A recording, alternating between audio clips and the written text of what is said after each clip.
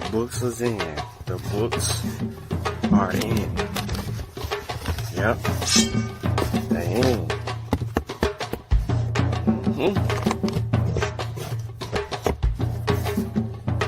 They're here.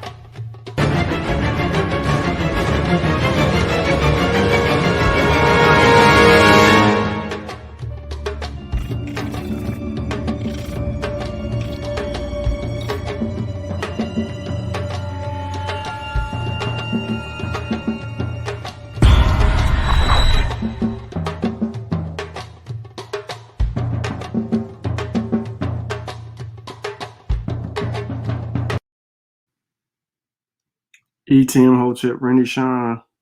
I'm taking my glasses off. Welcome in peace. My name is Shawn. I'd like to thank everybody for tuning in to Science with Shawn. Appreciate those who will catch the replay and those who will tune in live. Like the show, share the show. Tell a friend, tell a friend. We are actually live at this moment. So a lot of things have happened over the previous week, and we're gonna get into some of those things. What up, Nunu? What up, Lamar? Miss Nzinga, peace to you, sister. The few people that's actually viewing, peace to you too. And those who will join momentarily, peace to you. A few things been going on, you know. The new variant has been a cause and concern for people. The vaccine rollout has increased. What I mean by increased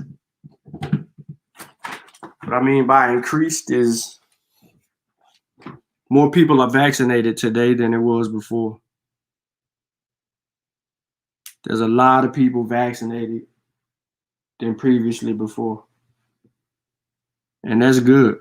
That's a good thing. Shoot, I can't even share it on Facebook. I'm blocked. But anyway, man,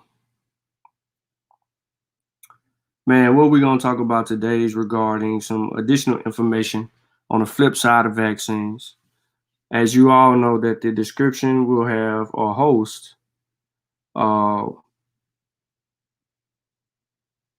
everything that we talk about, all the sources, they'll be right there. So as I flip through and go through, you know, if you would like that information, you can get that right in the description. Yeah, Sleepy Joe. Sleepy Joe trying to do something.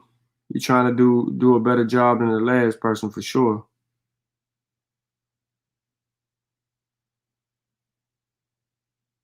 That's for sure. But there's so much stuff out there, man. They got so many tests, so many alternatives. You know, they're trying to figure out how to resolve this pandemic in year 2. Year 1 is over, year 2 is upon us. Well, year 2 is here. And you know, that's what they're trying to deal with. So far, we haven't had any outlandish things. I'm not starting this show out in particular.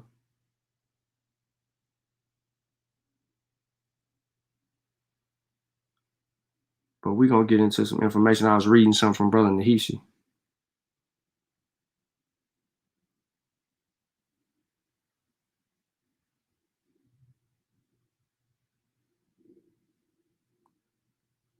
All right, so let me see. What up, Teddy? What up, RB? What up, CK? What up, Mr. Thurman? What Bruce at, man? Bruce usually in the building. Peace, brother. Let me see what I want to say. I know Law probably lurking. Morpheus lurking. Peace, brother Morpheus.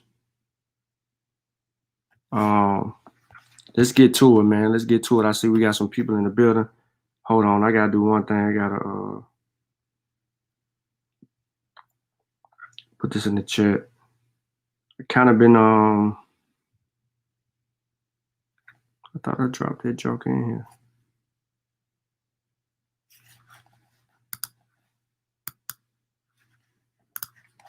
All right, I'm sending it. Let me get this over to how many people watched the show yesterday, Pseudo Killers? You know what I'm saying? Pseudo Killers, that was a good show yesterday. Before CK now went and messed it up, talking about religion. No, I'm just playing. I'm just messing. Yeah. But nah, that was a good show yesterday. You know, it was a lot of deciphering information. I do understand that we're never going to get those pills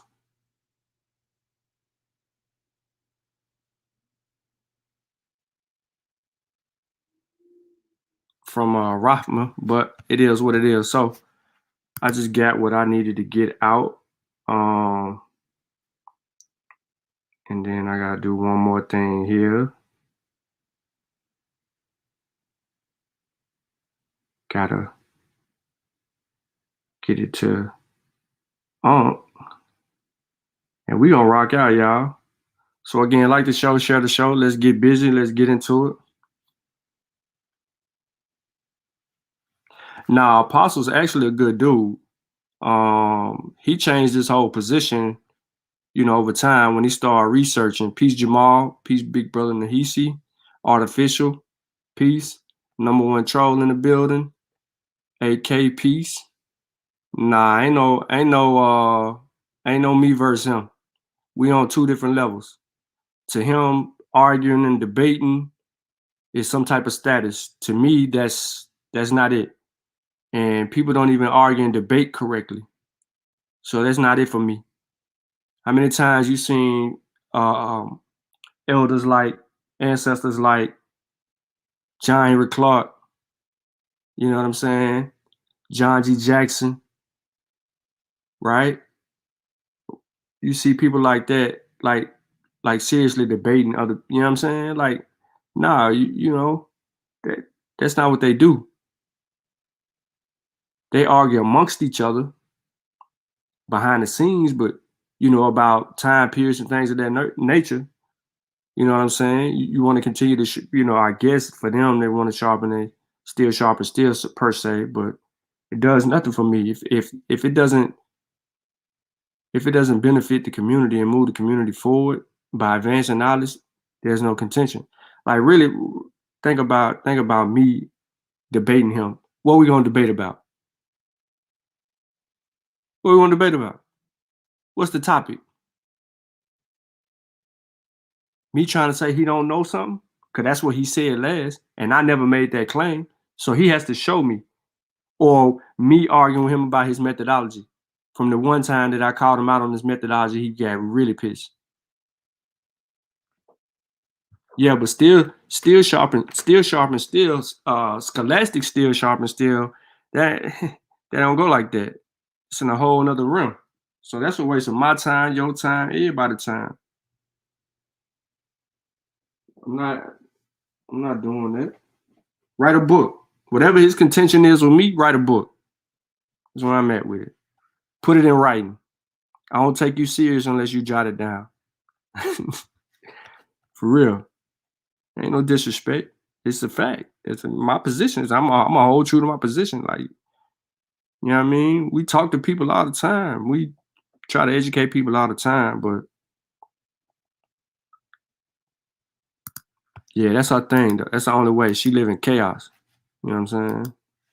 Y'all should be able to see my screen. Let's start. Let's get this thing kicked off, man. We got no people in here. So AstraZeneca, it's a 3-minute read from Reuters. Reuters is a good source. This came out the other day, 4 days ago. It talks about AstraZeneca to supply 31 million COVID-19 shots to the EU in the first quarter, a 60% cut EU source. So AstraZeneca is on the move over there in Europe. However, and this ain't in this article, but there's some speculations about AstraZeneca's efficacy, saying it's about 60% because of some method that was actually used and people have issues with it. So they're saying AstraZeneca about 60%, which you want to be about 60, above 50%, 60% efficacy is where they want to be. But when you get, companies like Pfizer and Moderna touting that 92, 94, 95% efficacy, the public ain't gonna want to settle for 60% efficacy. So, AstraZeneca is on the move, and we can expect some data coming out of from AstraZeneca, hopefully soon, just like we will Johnson & Johnson and others. We want to get into the trials of Johnson & Johnson and AstraZeneca and look at the data ourselves. However, the FDA will not give AstraZeneca an emergency use authorization. They will not. And until they have enough data to actually get to where they need to get to.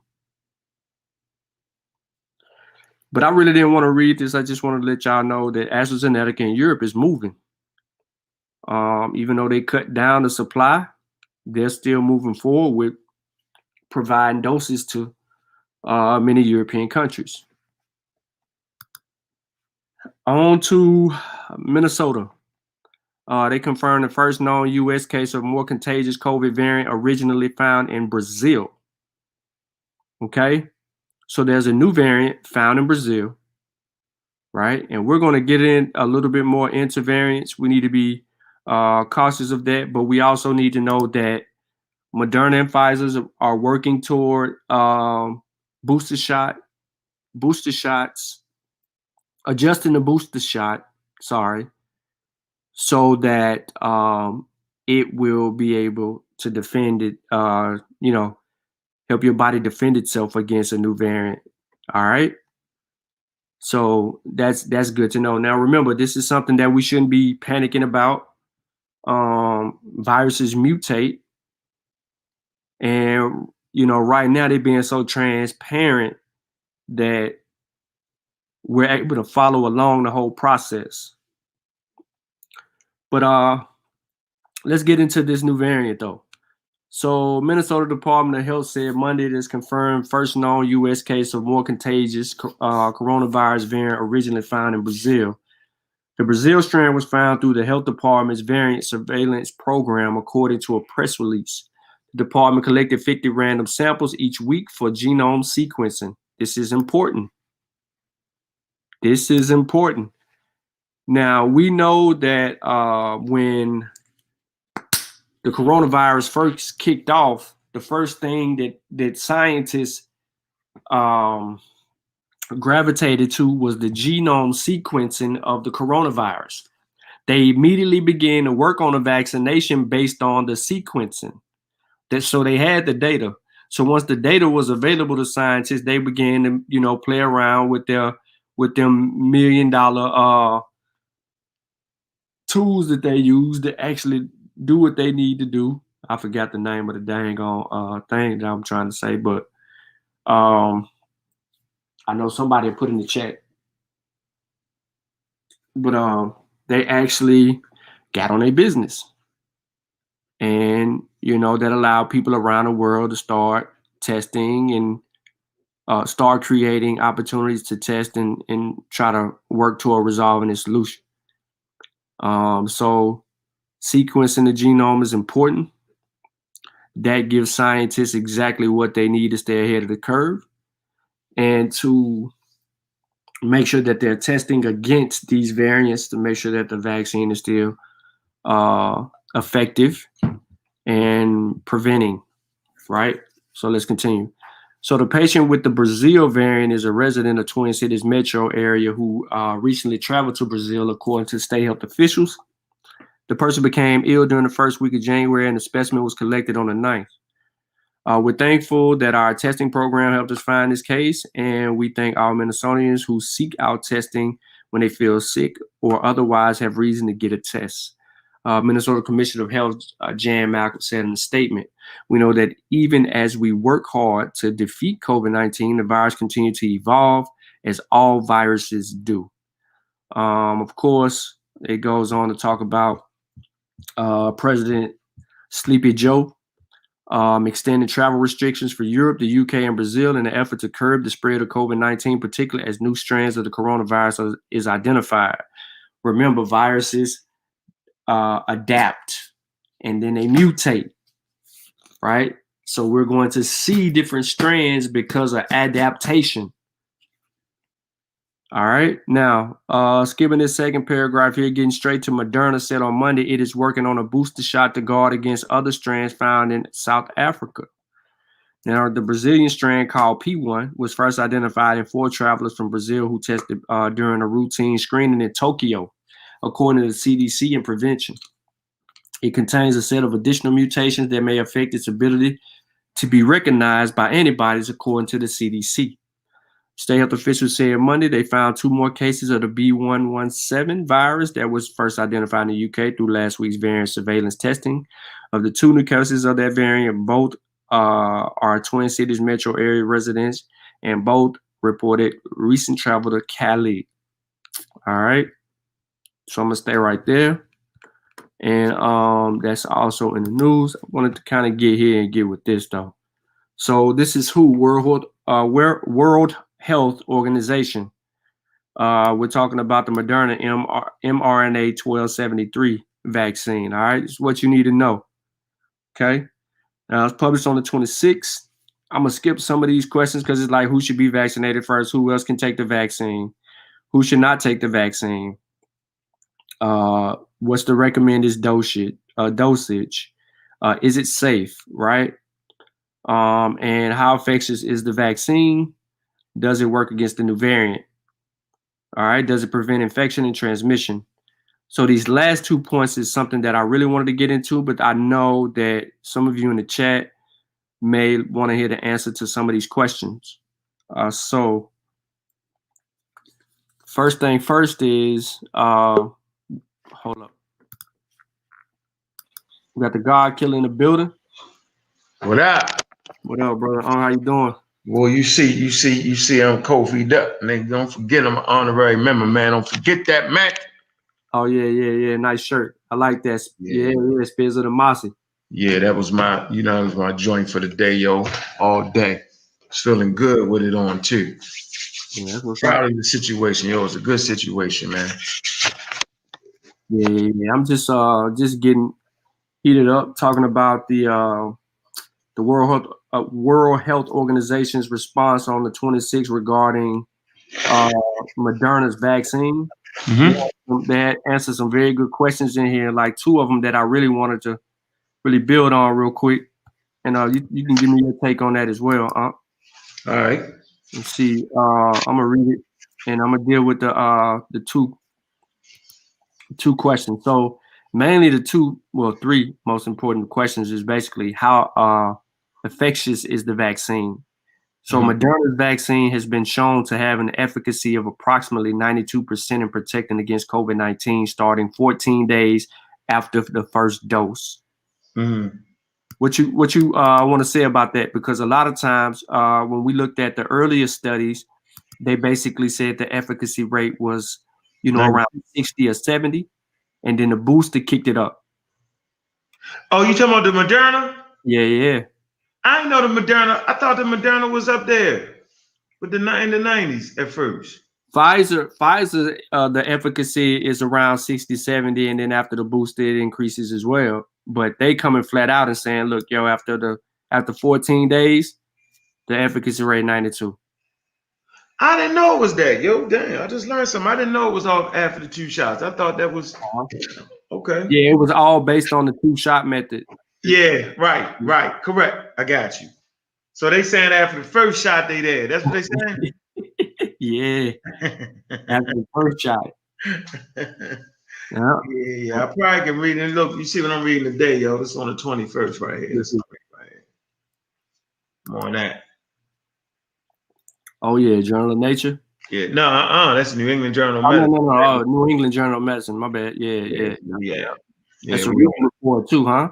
Yeah. But I just want everybody to know, man, that I'm really feeling this, man, because these days the articles are very simplistic.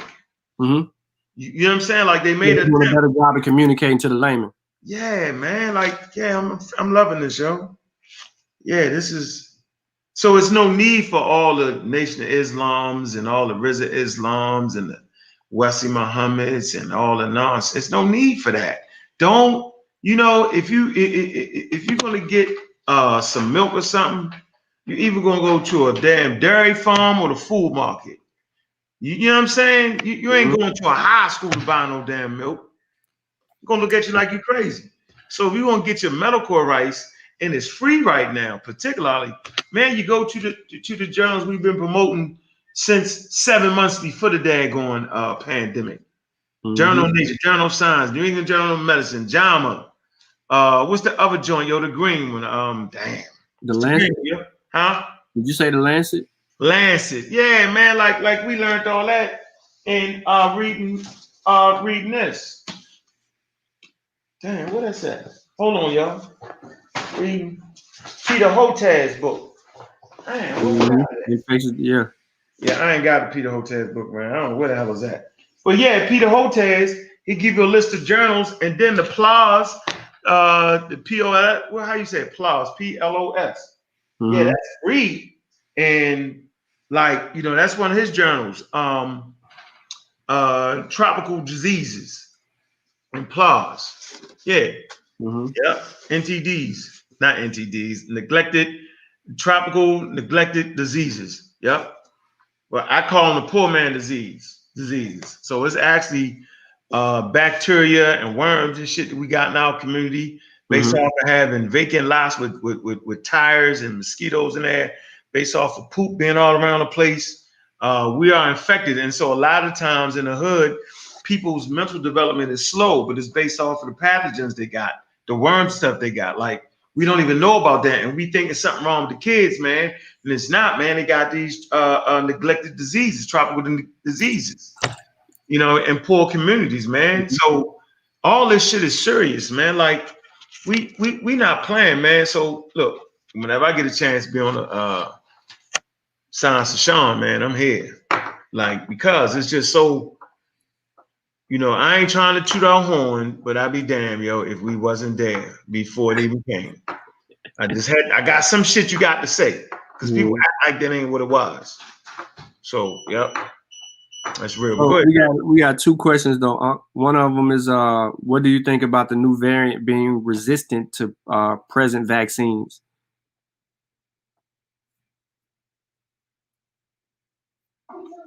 Because you shook your head. Yeah. What I think? No, I think that like that's part of evolution, and that's why now you see. I've been teaching evolution 20 years. I've been saying I got a presentation when I said your medicine.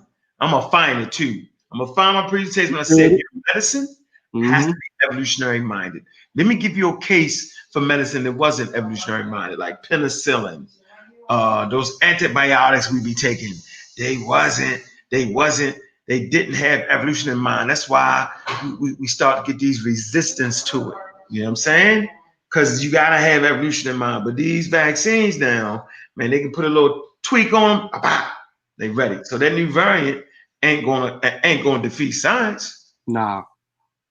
They already mapped. They already like the Brazil. I just went over that. The Brazil booster. No. Yeah, so Brazil got they variant, right? So the Brazil variant, they've already sequenced it in 50 people, the genome. So that science got the heads up again.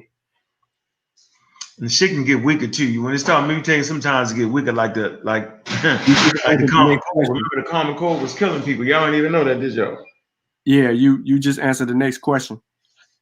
Because Black Lion was like, Eric, he was like, once a virus is mutated, does it get weaker or stronger? So it has a potential to get weaker. I don't see it getting stronger, because when they're studying these different variants, they're not saying that it's more contagious. They're saying that it's allowing it to spread a lot quicker. That makes it more contagious, huh? Well, that don't mean it's more yeah. I mean, not powerful. harmful. Yeah, that's the word. Harmful. Right, my bad. Yeah, that don't mean it's more harmful. Yeah, it don't make it more. Yeah, that harmful. means it's just it's trying to be more successful. See, sometimes we mix it up. A virus job is to be successful. Now, Ebola is not so successful because it's so deadly. Meaning, you get infected with Ebola, ain't nobody gonna come around your ass. It might be one person that happened to get infected, but then both y'all die. But this particular thing, you get infected, you might be asymptomatic. 50% of the people are asymptomatic, which is crazy. You can also be asymptomatic with the flu. People don't talk about that. All right. But it don't kill you. It allows you to walk around and infect other people. Drive all the way to China, fly all the way to China. You know what I'm saying? And you feeling good. You get to China and you spreading it. Now, if you had Ebola, you're not flying to China. So that's not a real successful one. That's why that's why it's not a pandemic.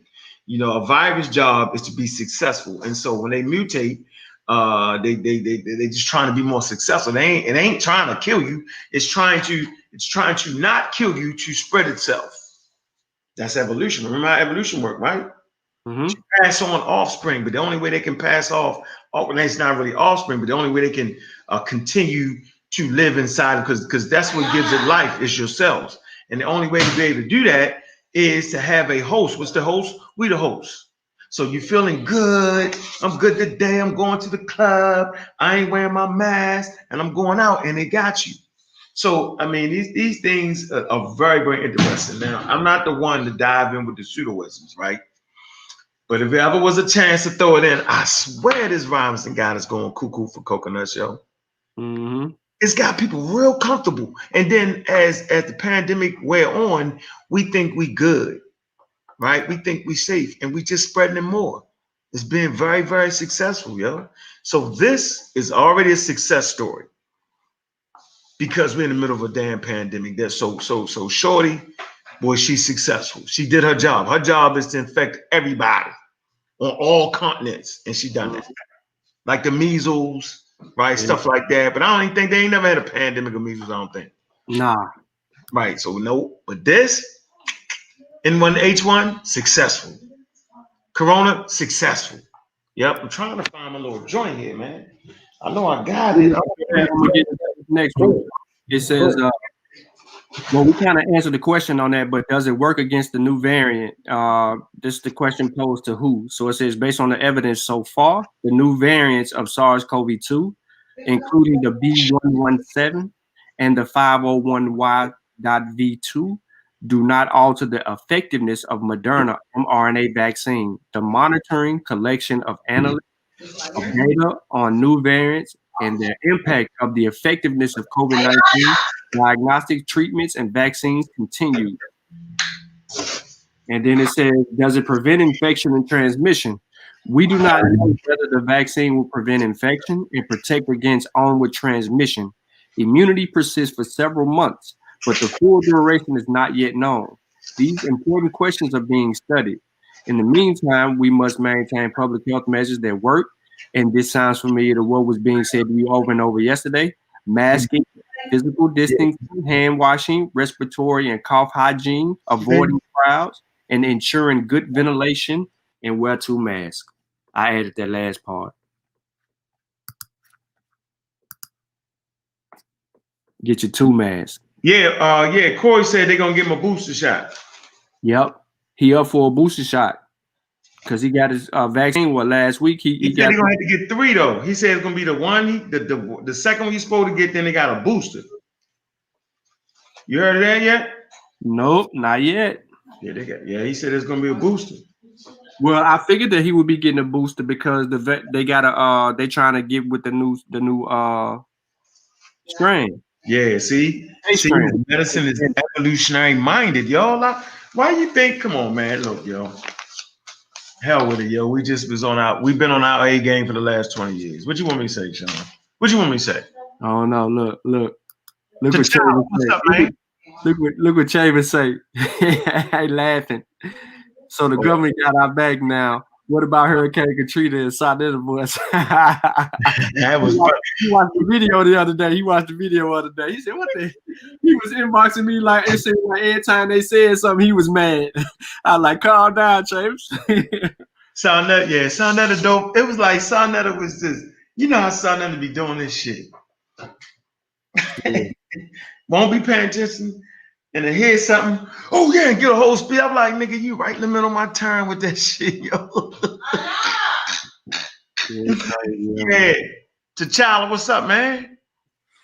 Peace, brother. Peace, Shawn. Peace to the What chat. up, bro? Hey, why y'all leave me in there, yo, with your man like that, yo? You know we got into it a little bit. We got the swinging left.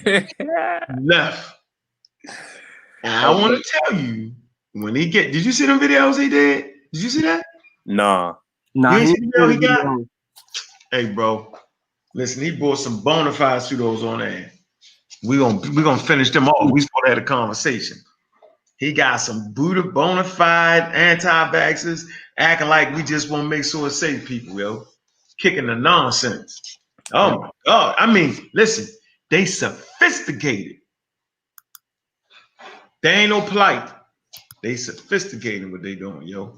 All right, so while you looking for your work, I'm finna Yeah, drop go ahead. on the people too. So I want to take people to a website that you probably never heard of, and I know I'm introducing this to a lot of people. There's a lot of data going on with this. It's called NextStrand SARS-CoV-2 resources. Around the world, people are sequencing and sharing SARS-CoV-2 genomic data. The NextStrand team analyzes these data on a global and continental level. More specific analysis are often performed by groups around the world. This page lists publicly available SARS-CoV-2 analysis that use NextStrand from groups all over the world. In addition to exploring SARS-CoV-2 evolution in finished analysis, you can use our new NextClade tool to compare your sequences to the SARS-CoV-2 reference sequence assigned to them clades and see where they fall on the SARS-CoV-2 tree. All right, so you remember you was asked a question about let's map out the what did Divine ask you? Let's map out the genome. Yeah, he said you can't sequence it, right? He said, Right. all right, okay, all right. So okay, you see my screen, right? You see my screen? Mm-hmm. All right, let's have some fun. All right, now, ladies and gentlemen, I know y'all don't know what the heck y'all looking at. I know y'all don't, but I want y'all to see something. I'm gonna start with this top screen, and I'm gonna start over. This is the genomic epidemiology of novel coronavirus, global sampling. All right, watch it from December to January, showing 38, showing all 3,899 genome samples between December and January. So watch the screen very closely. I'm gonna do this a couple of times so y'all know. This is December, January, February. Oh, that's a different variant. What's that? This is they mapping out the genome, the sequencing. And every time somebody gets new data, it goes in the sample. Now look, what you want to look at the top is the phylogeny right here. Look, the clades 19A, 19B, 20B, 20C, 20D, 20E, EU. That's Europe. Watch it. Because remember, when it went to China, it was at China first, and then a new variant came out of the UK. 20G, 20F, then 20G. Here we go. 20H. And it's going through all the months, all the way up until now. These are people that are this their job, yo, to map these things out. And they compare their data. Yeah, not me and Divine on Sonetta TV. No. Yeah. No. And I know y'all never seen this before, yo. So what? Let me see. Boy, you don't know what I've seen. You seen this before right here, man? I ain't never seen that, but I've seen, like that, but not that. Yeah. I know you're talking about. Yeah. And I know I never knew the hell I was looking at it. You want to know the truth. So that's why Divine said it. I was like, that nigga don't know how to do it. So I'm going to act like I know how to do it with him. Yeah. And you know he don't know how to do it. All right, Right. so I'm gonna reset. I'm gonna reset. Now watch this. All right, go ahead. Watch this. Mm-hmm. Same data. Mm-hmm. You know, we look at that. Let me pause it. Let me pause it. It went too far too fast. Too far too fast. But you know, that's what we do when we looking at the Hubble groups for humans and all that. It look the same way. Yes. Mm-hmm. Yes. I'm used to looking at that. Mm-hmm. All right, so in China, look. Mm-hmm. Let's see. All right. Let's see where to go. Look, 19A is purple. 19B is a little light blue. 20B is lighter than 19B. Pay close attention. You're going to start seeing green, aqua. You're going to start seeing different colors from the top map that we seen earlier. You're going to start seeing them pop up on this map. You're going to start seeing orange. You're going to start seeing all of that. That's letting you know where it's being reported at and what time of the year. Right now, we're in March, in April, and May. We're coming up on June. It's getting yellow. Look at Australia. Oh, in the U.S. In July. So go ahead, huh? So y'all do know there's something called molecular clock, right? When they can actually look at the variation and they can test the mutation, they can tell where it came from, right? Correct. So that's like all that shit. They don't know where it came from. They do. Now, whether it was in the lab or not, I think they're getting to it. You sent me something talking about that, right? Correct. I got distracted. That was the night you was arguing with Polite. Yeah, I was arguing with Polite and them niggas on that shit. Oh, man, they made me. I'm done. I'm good. I got it all off my chest now. I'm out and talk calming to everybody else forever. Look at Brazil. Look at Brazil. Brazil. Hey, remember I talked about the variants. Now look at the variants. Yeah. So this virus is trying to survive, yo. Yes. In different environments. Correct.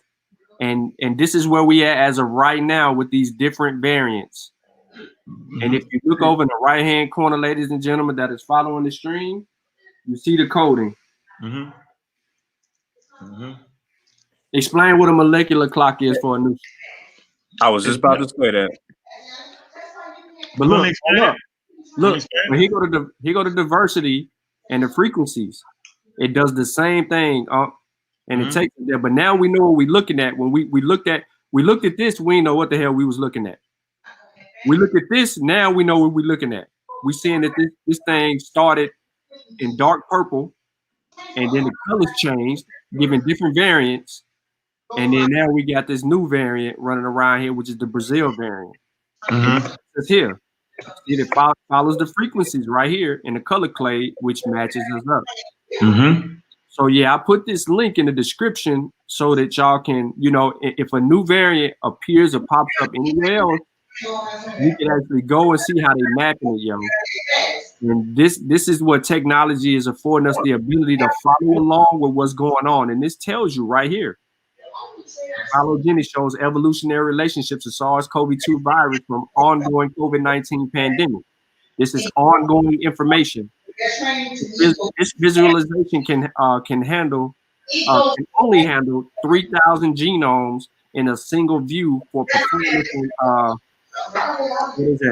legibility reasons. Because of this, we subset available genome with this analysis view. So here we go. We own it. And then look, it says in the data set, drop down on the left or click following the links: Africa, Asia, Europe, North America, Oceania, South America. So we on to something, yo. We on to something. So we really want to get super technical about the sequencing and all of that. And I know Divine ain't seen this, but if he tune into this, he got a first-hand view of seeing this. So Divine, we know you ain't got to log in, bro. You got to log in, bro. Yeah, so let's get with your clock. Look at that. I changed the grid for you. Let's get with your clock. Oh, look at that. All right, here you go. Let me hold up. Let me get on you. Let me get on you. You sharing screen? Hold on. All right. Hold on.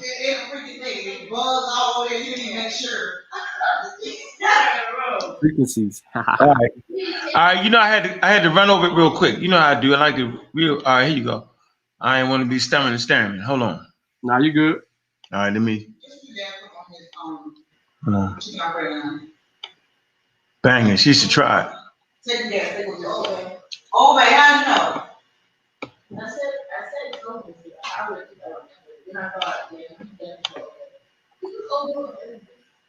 Okay, here we go. I All right, y'all run. fit? Not yet. Y'all got it? Okay, All hold right, up. here you go.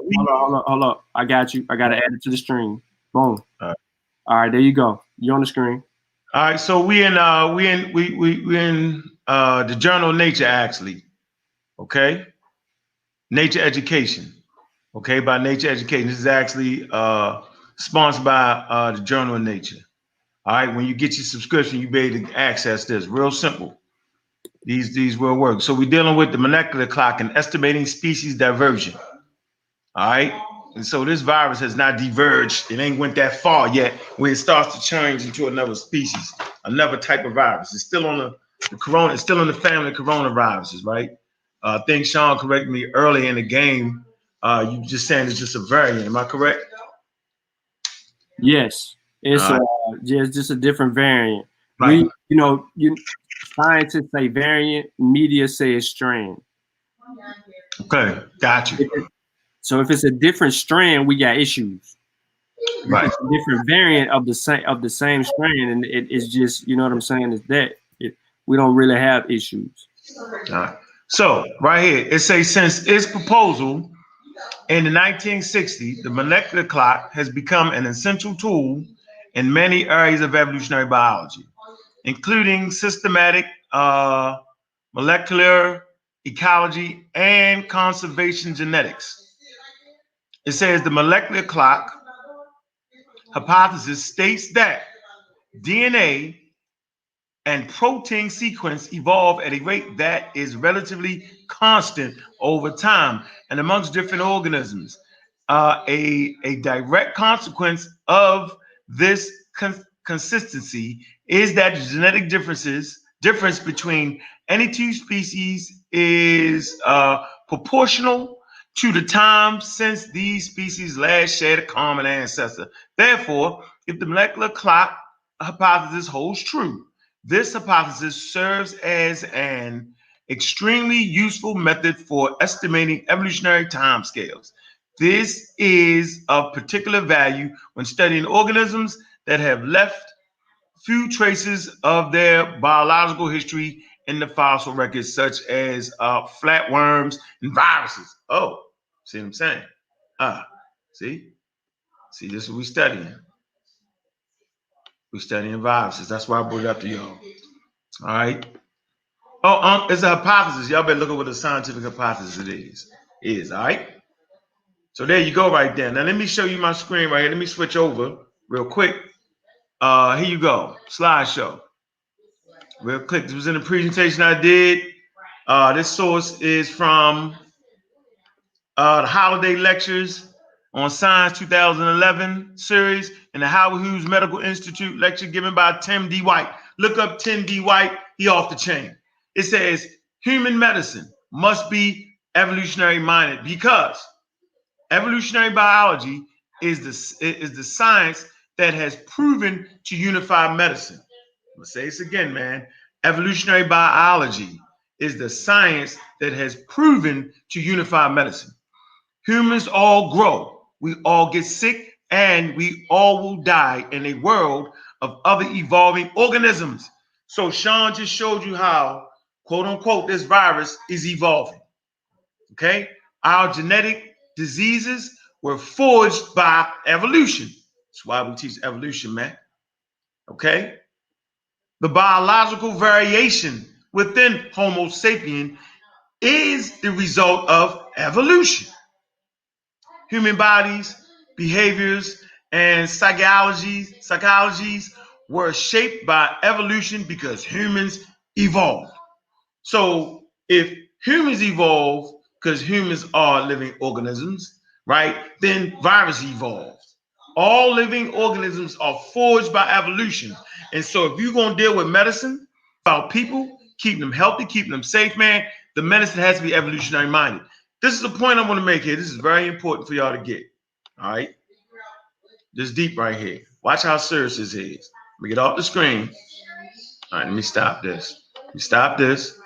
Let me get off this. All right. Hold on. I'm gonna look y'all right in y'all damn face. All right.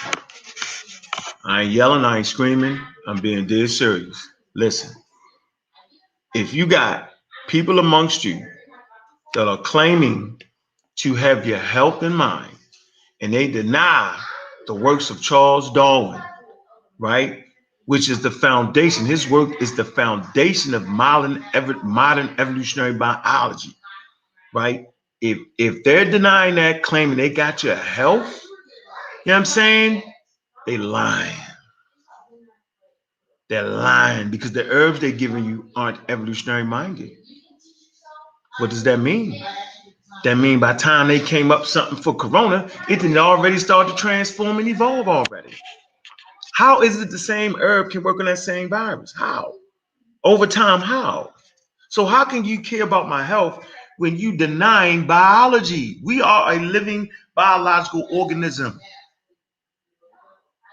Those who claim to be naturopaths and all that are lying. Yesterday we read what a real MD was and a NMD was. These people are real medical doctors. That's how we know these dudes are quacks and frauds. They don't really care about you. They only care about the money they can get out your pocket. I'm going to say it again. We got to include Dr. Sabi. He denied evolution. All of them deny evolution, but yet they claim to care about your health. But how can they care about your health when the pathogens and the diseases and the worms and everything that we catch is evolving? How could they really care about us? To deny the one mechanism that would help them get their medicine right and keep us healthy. They deny the very thing that can keep us healthy by understanding the way pathogens evolve. This ain't no side joke. They're polite in them and all that talk that shit and talk that talk, divine, da. Man, they sophisticated in their approach to fool you, to con you. Louis Farrakhan, all of them, they're very sophisticated at their approach. Like we got a place in our heart for the Nation of Islam, man. We all grew up on the Nation of Islam. Man, they don't care about your health, yo. They just care about themselves being right. They just care about their organizations, yo. And it's evident because they deny the very tool that could help out people get right. We talk about the Egyptians recognizing evolution. They deified the idea. Can't nobody get around that. We talk about Al-Jahid. He wrote a 7-volume encyclopedia. He purports evolution. We talk about Charles Darwin, not because he white, black, green, because what he was doing, he just got it right. That's what scientists do. They're not worried about the color or where you came from. They're worried about the data that you put together. And if it's right, they're going to stand on it and get better at it. So this community that we involved in, that we need to be out of, like ASAP, and build our own thing. You know what I'm saying? ASAP. Man, they fooling us and tricking us because they are science deniers. They're evolutionary deniers. They're creationists. They use their stories, whatever they want, and they're misconstrued. That's why it's important to sit back and listen to the Masi as they give you the real deal on real traditional African history. It's important to hear that. Ain't nobody dogging our history and our culture. We telling you what it is. But it's important to know the limitations on that. It's important to understand the limitations on Stone Age culture. This is just important. Yeah, the foundation of everything is based off of Stone Age culture. We respect that, but we will not let our history become a weight where all of a sudden we are afraid of white people. Man, we can learn just like they learn, man. They bleed just like we bleed, man. We're not afraid of them. We're just as intelligent as them. You know what I'm saying? We gave them damn ball. So we're not afraid of people killing us because we can read. And we know damn well that if a group of people in the United States vaccinate their whole army, Air Force, Navy, and Marines, the Marine Corps is the Department of the Navy. They vaccinate them, they protection, the thing that allows them to dominate all around the world. They vaccinate them. Essential personnel, doctors, nurses, ambulance drivers, all that essential personnel, they vaccinate all them. And if they vaccinating all them, all the doctors and all that, then we good, baby. We good. Nobody's gonna kill your army and your essential personnel. That's what make United States what it is. Being able to first put troops in battle, right? Put aircraft carriers in oceans to surround continents. You know what I'm saying? Being able to drive drones anywhere they want to kill a nigga on schedule and on time. And being able to get the soldiers out of harm's way when they get sick. This is what the supremacy is based off of. You could never convince me that they're going to kill them. I digress. Go ahead, Shawn. What up, Sutek? What's good, bro? Peace. What up? Peace to the panel. Brother T'Challa. Peace to the chat. Make sure y'all like and share the show, man. Shawn and Brother Unc, you here going in for y'all, bro. Yep. Right, so I want to hit y'all with something else. Let me get back on my screen and drop this on y'all. So we're talking variants and we're talking about the evolution of things that's going on, right? So it's on the right that we get into this. So this from the Mayo Clinic. COVID-19 variants, what's your concerns? So this is the latest information. How we know it's the latest information without seeing any data on here because of look, the first strand. A variant of the UK, South Africa, Brazil. What we're talking about in the news right now, Brazil, South Africa, and the UK. And it says this COVID-19 variant. Notice they don't say strand, they say variant. Has 23 mutations. Several of these mutations are in the spike-like S protein that the virus uses to attach itself to the surface of human cells. Early research suggests that this variant spreads more easily and rapidly among people. The variant has been detected in many countries, including the US. There is no evidence that this variant has an impact of the effectiveness of COVID-19 vaccines. The South African variant, B1351, has multiple mutations in the S protein. Early research suggests that this variant is associated with higher amounts of virus in the body, viral load. Remember when you're watching 12 with Vincent Racconelli, he talks about viral load, which might make it easier for the variant to spread among people. So when you're referring to the viral load, that's exactly what it's stating. The variant has been detected in a few other countries. Some evidence suggests that this variant might be less vulnerable to antibodies that can neutralize COVID-19.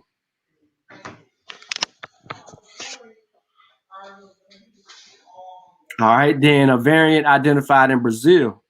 This variant, P1, has 17 mutations, including 3 in the S protein. Some evidence suggests that this variant might spread more easily among people and be less vulnerable to antibodies generated by a previous COVID-19 infection or COVID-19 vaccine. There is no evidence that these COVID-19 variants cause more severe illness with COVID-19 or an increased risk death to COVID-19. In addition, new research that still needs to be finalized suggests that Pfizer-BioNTech COVID-19 vaccine can protect against one of the mutations found in variants identified in the UK and South Africa. Further research is needed in the meantime. Keep following precautions for avoiding infection with COVID-19. So I just wanted to hit y'all out with the COVID variants, all right? Not strands, variants. And what we're dealing with lately and these two. Now, we know from our earlier conversation, for those of you who have joined in late, the Brazil variant has been found in Minnesota. Someone from Minnesota traveled to Brazil, came back sick, went to get tested, and Brazil has already sequenced the genome for its variant. All right, we talked about the molecular clock. We dealt with the Next Strand website where we got to see the variants evolve through the mapping, through the just looking at the world globe. And, you know, we could follow it up with everything we have here. We talked about the WHO. We got into the mRNA vaccine for Moderna, and we talked about the last 3 points here. All of this information that we've talked about is in the description of the video. We talked, look, the Brazil variant, and then, you know, I briefly mentioned AstraZeneca as it is continuing to have issues with data. Now, y'all saw me probably last night on the pseudo killers talking about the impact of mutations in SARS-CoV-2 spike on viral infectivity and antigenicity. Jeez. Hold on, let me put my dog in.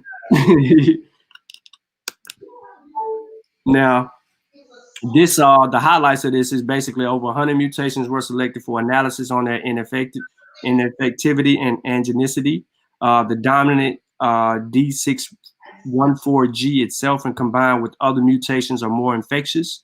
Ablations of both N331 and N343, glycosylation at RBD drastically reduced infectivity. 10 mutations such as the N234Q and the L452R, A475V, and the V483A was markedly resistant to some MABs. Now, I know y'all like, what the hell am I talking about? Right? So I'm just going to get to the summary. Now, this is in the description, and this is long, but I need to let y'all know it goes right back into our conversation. It says the spike protein of SARS-CoV-2 has been undergoing mutation and is highly glycosylated. It is critically important to investigate the biological significance of these mutations.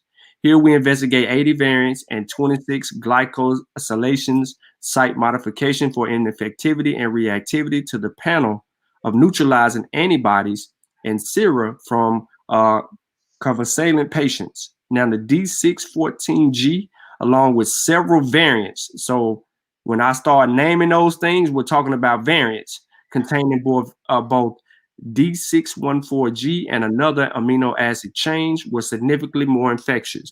Most variants with amino acid change at receptor binding domain were less infectious, but variants including the A475V, L452R, V483A, and F490L became resistant to some neutralizing antibodies. Moreover, the majority of glycosylations deletions were less infectious, whereas deletion of both N331 and N343 glycosylation drastically reduced infectivity, revealing the importance of glycosylation for viral infectivity. Interestingly, the N234Q was markedly resistant to neutralizing antibodies, whereas the N165Q became more sensitive. These findings can be of value in the development of vaccine and therapeutic antibodies. So this whole article, which is how many pages is this? It's like it's a bunch. 21. This 21-page article, a lot of the sources are in the back of the article, but this talks about these variants and how they've been behaving since last year. And then, you know, it's kind of sourced up to give you more detailed information on how the behavior is acting and how it's resisting certain things and how it is, you know, mutating over time.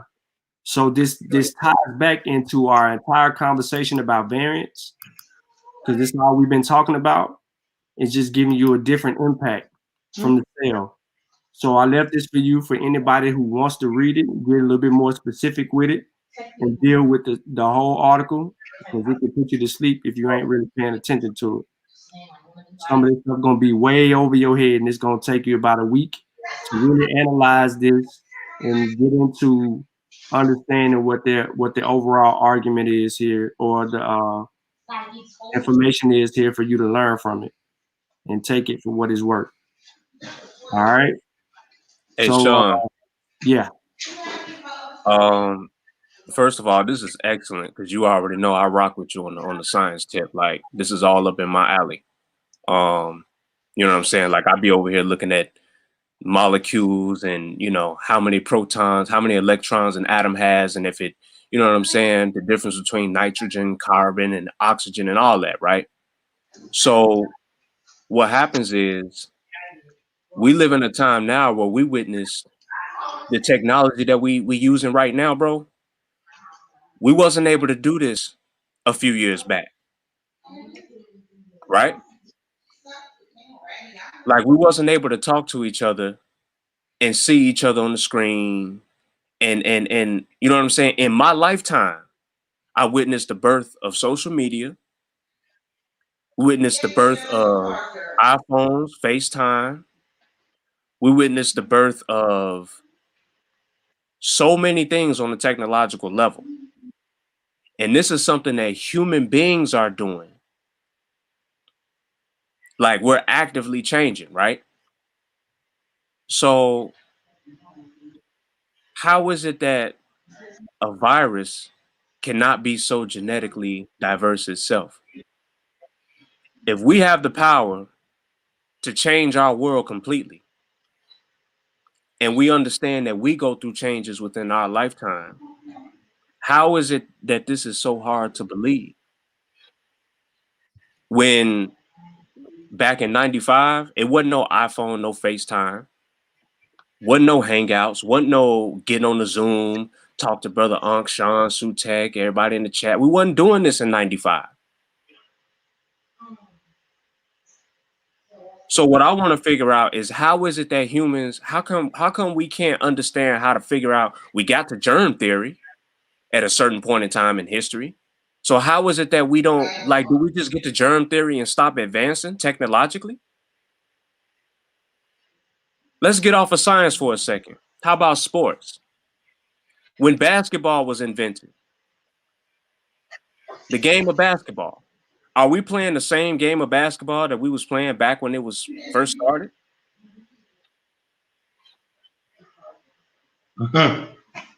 Everything changes over time.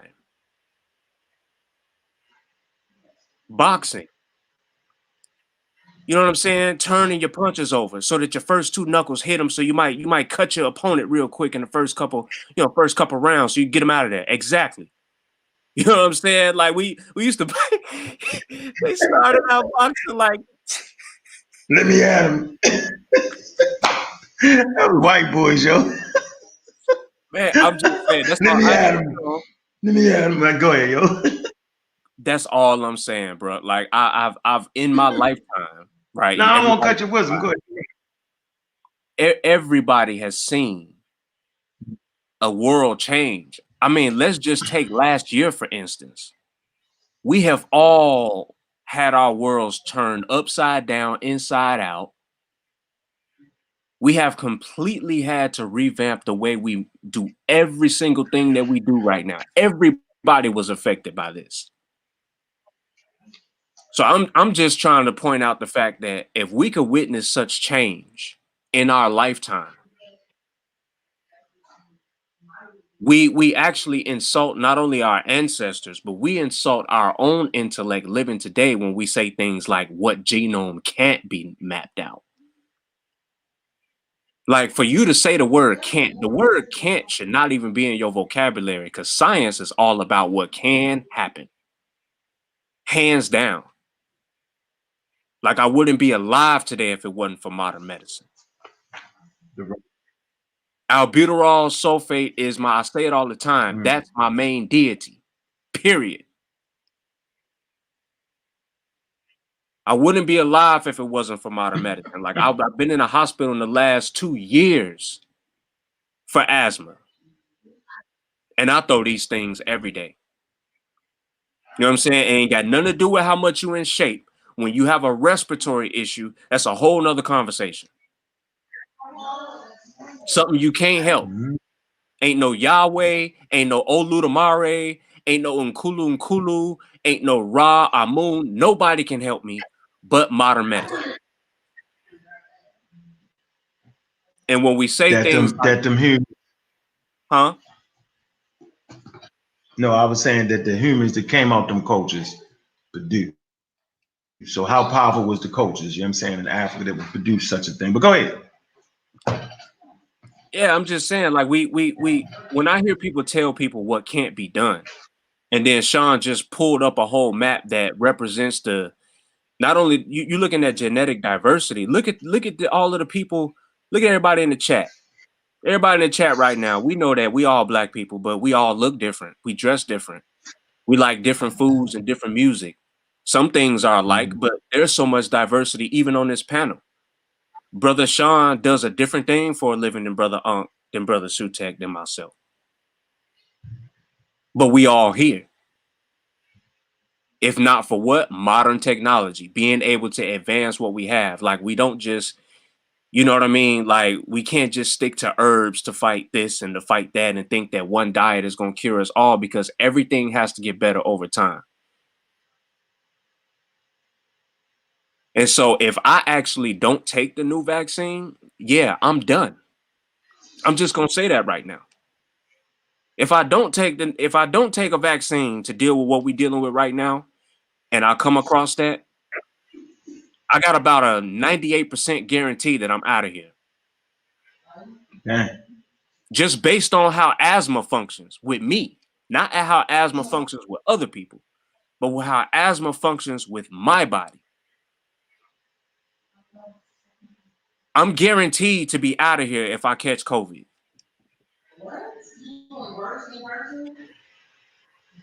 And so not to take over the show, I just wanted to, say that piece because I have between certain family members, certain friends, certain social media people have to delete off Facebook because you're talking that nonsense. And I'm sitting here like, and you know what I'm saying? You want to hire me to do a show and play for you when we get past COVID, but you didn't even believe in COVID a year ago.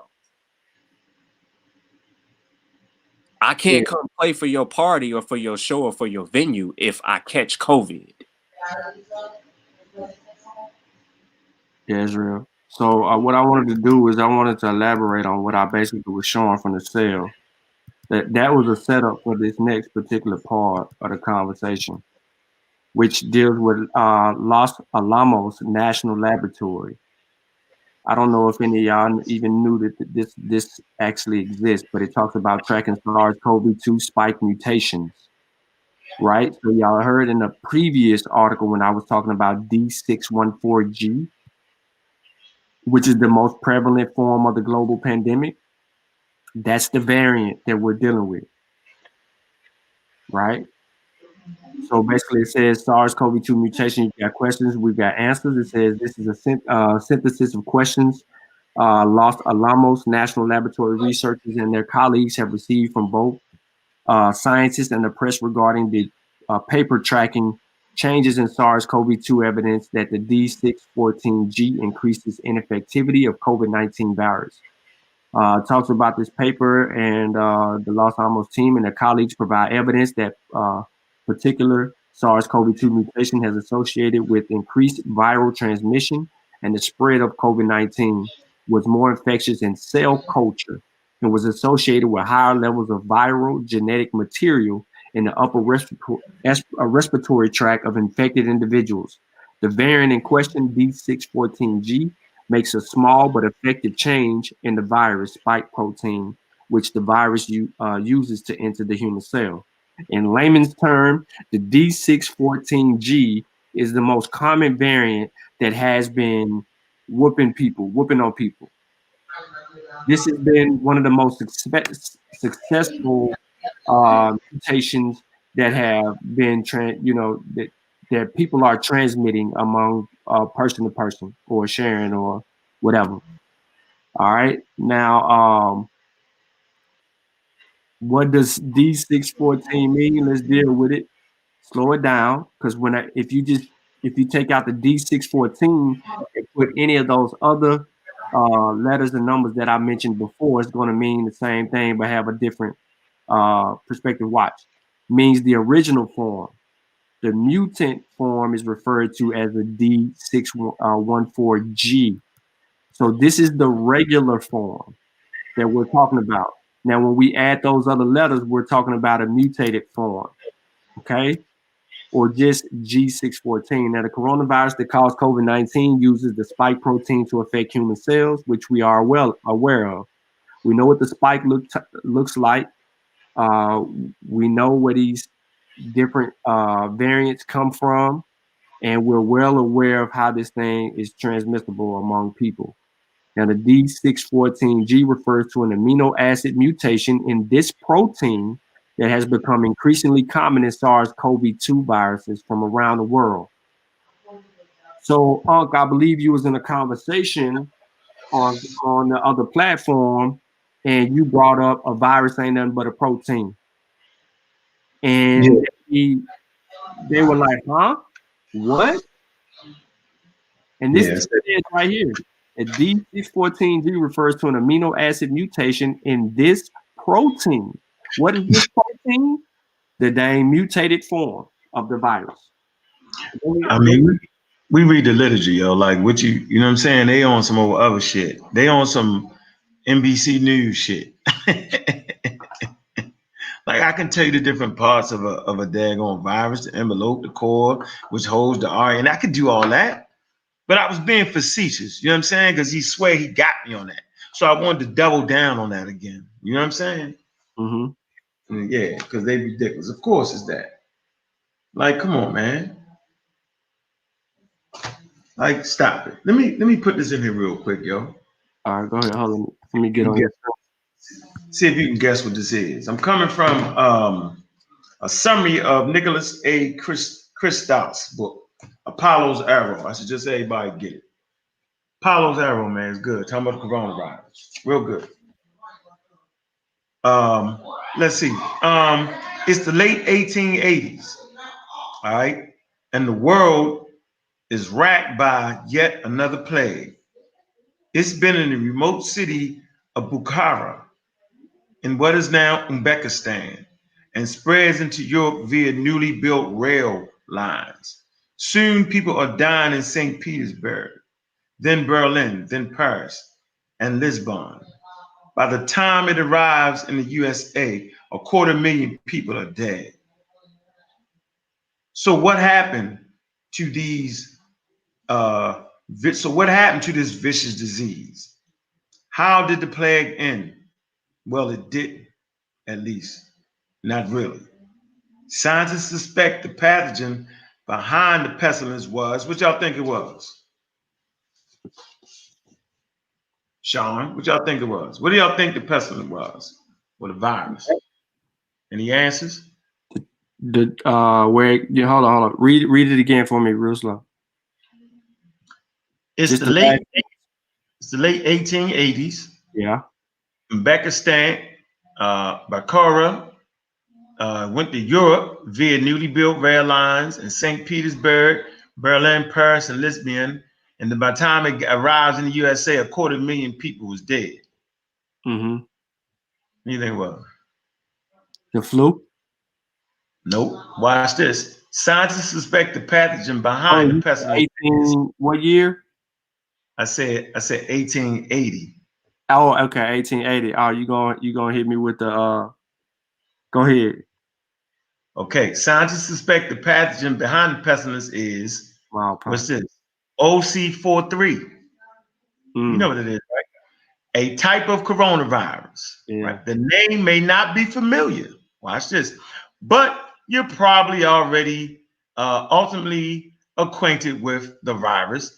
OC43 is still amongst us today. Today it causes the common cold. See, so the point I want to make here is that we don't know what the trajectory is going to be with the quote unquote coronavirus. Goes on to say it is possible that SARS-2 will follow a similar trajectory. The pandemic will end, but the virus may remain. The key message here is the future trajectory of SARS-2 pandemic remains uncertain. It could just fall right back into the category of colds. So we was talking about, will it get worse? Will it get better? Remember that conversation earlier on the show when we were speaking of, well, does it mean it's going to mutate to get worse? Mm-hmm. Well, common cold ain't killing nobody no more. Mm-mm. It used to. I just want to, I wanted to reinforce that we don't know which way the direction going to go. All right. So when I talk about the 7 strands of coronavirus, the first 4 is the common cold. The OC43 is definitely a coronavirus in the family coronavirus. Then the other 3 is the MERS, the SARS, and the COVID-2. All right. 7. All right. And generally speaking, right, these crazy fake quack doctors, they do not understand viruses or pathogens. They deny the germ theory. They deny everything medically sound. We have been fooled by witch doctors, snake oil salesmen. That's exactly what they are. They're not using evidence-based medicine. Okay, and even those who claim to be naturopathic doctors aren't naturopathic doctors. Like Stinky Inky considers himself a naturopathic doctor. You have not been to school for 8 years. For you to become an ND or an MD, you got to go to school for 8 years. And once you go to school for 8 years, you can perform small surgeries. You can actually write prescriptions. You can actually work in hospitals. You know damn well Inky with them gold teeth ain't hanging in no daggone, ain't working in nobody's hospital. He might work in a hospital shining the floors, but he ain't working in there practicing naturopathic doctor. He's not. Right? What are you doing in there? In there running around, squeezing on the nurses' butts or something stupid like that. Being crazy. He ain't actually working. So we just got to really understand that our community has been fooled. So I'm giving you other options. Man, you can go to naturopathic doctors, but make sure they're licensed. They're going to either be a ND or an NMD, okay? Where they will administer vaccines, where they can administer pharmaceutical medicines. But their first goal is to try to find a natural solution to your problems. So don't play the game crazy, y'all. Since y'all like the natural thing, man, then do it right. That's what we're about here. We're about doing it right. We ain't trying to make people do nothing. I'm saying is, if you're going to play naturopathic, then go to a real one. Don't go to these street snake oil salesmen. Dr. Sabi couldn't write you a prescription if your condition didn't work. Dr. Sabi don't know nothing about virology because you got to take courses in virology to become a naturopath. You got to take courses in biology. You got to be able to produce do certain small surgeries. You got to be able to work in a hospital. You got to spend hours, you know what I'm saying, in medical residency. You got to have a bachelor's degree, then another 4-year medical degree. So we got to get serious about what we talking about here, man. Y'all running around looking for naturopathic doctors on a daggone on YouTube, running through the conscious community. It's a bunch of buffoonery. And I'm not talking bad about nobody. I am simply telling the truth. Dr. Phil Good Valentine is not a naturopath. Dr. Sabi wasn't a naturopath. He was a daggone pseudo in his approach. He had a non-scientific approach to healing us. He claimed to cure cancer, which was crazy. If you didn't know anything about cancer, and if you understood anything about what Shawn is kicking right now, you will know that cancer has evolved. And if cancer has evolved, then how did you cure something that has evolved? There are different types of cancers. So you can't just cure cancer. Mucus? Really? Mucus is one of your first lines of defense dealing with your immune system. You got people denying their immune system and where it works, and they're glorified in our community. He becomes the doctor of medicine of Shawn. Really? Nah, dog. Nah, yo, y'all been flim flam, yo. Yeah, y'all spending money getting flim flam, yo. They got you. Don't worry about it, yo. The con is on and popping. It's on and popping, yo. Now I ain't minding people taking eating food, healthy food, and the shit they talking about healthy food. Yeah, okay. Y'all do, I ain't tripping off that. You'll know. Ask Ben, yo, he was trying to go vegan and he's breaking toes, fingers. Yeah, man. We had an issue with that. Everybody can't be vegan, yo. Everybody can't, man. We gotta eat clean diets though, man. Stay away from the saturated foods, the canned goods and all that. That's the shit that's getting you, man. Like seriously, bro. Like, man, we gotta stop this, man. Man, open up a damn book, man. Yeah, don't just run out there being a guinea pig, man. So now you got people who are against vaccines, and this is perplexing to me, y'all. They're against vaccines, but trying to push other medicines. So now you want to usurp the system that could actually understand whether something is safe or not. You usurp that, right? But you want the vaccines to be safe. You claim they're not safe, but you want them just to pass any kind of drug in because it's been in use before. It's just ridiculous. There's systems and mechanisms in place. So it's okay because you claim the government is keeping this medicine away from you. Go ahead, push it in there because you heard some pseudo or even some one doctor, come out on a video and actually promote it, you know what I'm saying, with the flair and debonaires of daggone polite. And now you convinced that should be there. No, there are mechanisms in place. Go ahead, Shawn. You saying something? No. I was laughing. No, I was laughing because you make it's a good point. That's a good point. You served it. Nah. Nope. Yeah, people tripping. Yeah, they tripping, man. Like, it's crazy, bro. Like, ain't nobody sitting up here. Man, you can go back over all the videos, yo, on the platform. Man, and actually learn something, man. You be up here religiously, yo. We on the pseudo killers religiously, yo. Like, we on the Mossy, but like, come on, like the Kofi Pasai, like, what more do niggas want? We clowns and we the police. Right. Yeah. Can't stand them niggas, man. I'm the police because we teaching science-based medicine. There's got to be something wrong with that statement, yo. I'm the police. It's a lot wrong. There's a lot wrong with that. Let me share my screen real quick again. Go ahead. You can keep talking. No, I'm saying go ahead and share your screen. It's just downright, it's bananas, man. Like, y'all got to be kidding me, man. Everybody from their seat behind a damn computer can overturn science. I ain't never seen much niggas overturn science on Facebook, yo. Yeah, you got a good point. So y'all know when we were showing the map earlier for the new strand. So when y'all start seeing this, you can look at, see here, spike sequences here, and they're dealing with the two variants here, right? The main strand, which is orange, and then the mutated strand, which is blue. We know that originally when it came out of China, the orange strand was the first thing that went around. Now, when it started moving to the west, a new strand, a mutated, mutation of that, well, let's say variant. So a mutation of that coexisted in the UK. And then when it got to America, we got D614 and G614. Okay. Now you see it mapping, it began to start dominating. The UK variant began to dominate more. Why? Because the people in the UK, asymptomatic behinds, began to start traveling in other places. And what they ended up doing, bringing it with them. And then next thing you know, it's in other places, in other countries. So that's what you're seeing here from March to June. Just dealing with those two.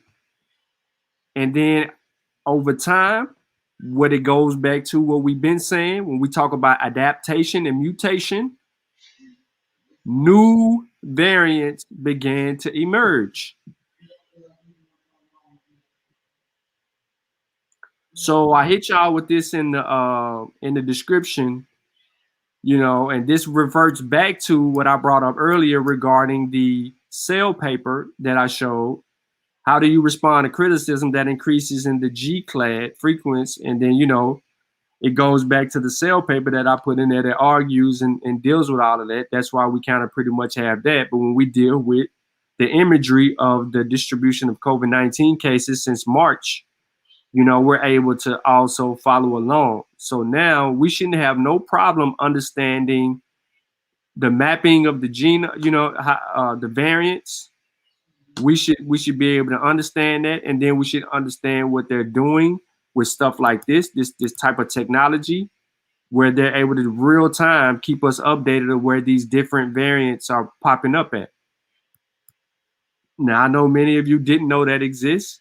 There's a few people that just joined and that are watching, but we have all the data now that, and we can, if we were behind, we are caught up now. We should be caught up with what's going on. So when we start seeing charts like these, we know, hey, look, they're just talking about the same strand, just a mutation of the strand, because you got N614, X614, D614, G614, right? We see that showing up in look, it says it, USA, California, Santa Clara, the PhD, you know, he running counts, weekly counts. Same thing in Washington. So we're dealing with the exact same data that scientists are dealing with and publishing and putting in these articles, and we, you know what I'm saying, and we're now able to follow it. And then of course they hella deep on their sources, and they take you places where you ain't even think about going regarding these sources. And then it talks about, look, newer variant of COVID-19 causing virus dominates global infections. So we got to just stay abreast to what's going on. And watch this. Give y'all this real quick. Of Figure 1. The data is from a May 29, 2020 sampling of GISAID. Part A tracks the global shift in frequency of an amino acid in the spike protein at position 614. Orange represents a D or aspartic acid, blue a G or glycine. The circle size represents the relative sampling in different locations, and the pie chart shows the relative frequency of the two forms. G began to spread in Europe in late February. By the end of March, G had become the most common form globally. Updated interactive versions of this figure can be found at cove.lanel.gov. You can zoom into a region, and a click on the pie chart displays the number of sequences. Part B shows all GISAID regional data with enough information to determine if D and G frequencies were significantly changing over time. The four groupings get ever more local, from continents, top left, to counties and cities, bottom right. We tested every region that met three minimal criteria. First, both D and G had to be co-circulating with at least 3 of each form. Second, sampling had to span enough time to see a shift, at least 2 weeks. Third, there had to be enough sequences to be adequately powered, 15 initially and 15 2 weeks later. Every region with a significant shift in frequency in either direction is shown here. For example, Washington State had started as a D epidemic when G first entered the population. That's the bar on the left. After 2 weeks had passed, G was the most common form. That's the bar on the right. This shift was highly significant with a p less than 1 in 100,000. Shifts in frequency are almost always towards G. Under the null hypothesis that both forms were equally likely to propagate, the repetitive nature of this pattern was highly significant. Part C shows the weekly running counts of each form by continent. The shape of the curve indicates sampling frequency. Sequencing efforts needed time to ramp up, hence the tail on the left, and the delay between a sample being taken and a sequence becoming available at GISAID causes the tail on the right. The important thing to note is the relative heights of the orange and blue bars, showing the increase in G over time. There's that on there, ladies and gentlemen. Just wanted to give you all that. So again, you know, of course I give you all your sources and things of that nature. And this is a good little site to get some of that science right out the bat. And we're dealing with the virus, so everything is related to that. And let me stop sharing my screen real quick. That's pretty much all I had for today on this, but we're gonna continue to build, take any questions and answers. Can a new vaccine be administered? New vaccine be administered by pricking the skin, not intravenous needle. So they have different methods. We went over that in a previous video, maybe about a few weeks ago, when they were talking about how they wanted to be able to administer it. They wanted to be able to administer it with a needle and then a needleless administer, a needleless way. But they will prick. They are pricking. Moderna's pricking. Pfizer's pricking as of right now, and they're using needles. They haven't been using needleless. They've been using those retractable needles. So you will have some pain at the injection site, maybe a little swelling. Corey said his shoulder felt a little weak for about a day, and then after that he was cool. He's been cool ever since. But other than that, I mean, we're up on all the potential threats. Dre at the barbershop though.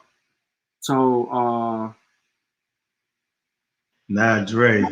Yeah, he told my barber that he wanted me to watch some video of a white lady talking about the COVID vaccine, but I already know what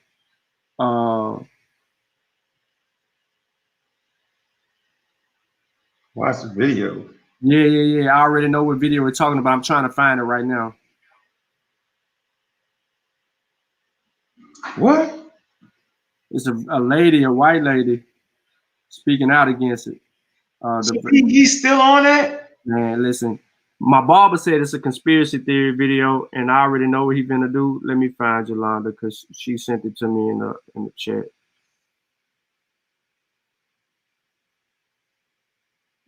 Okay, which one of these? Because she got like multiple freaking pages.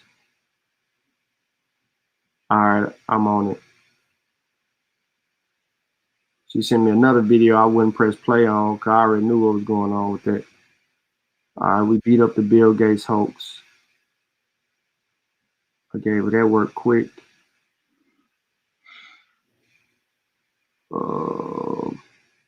When you see it, I'm gonna play it. You see what we deal with.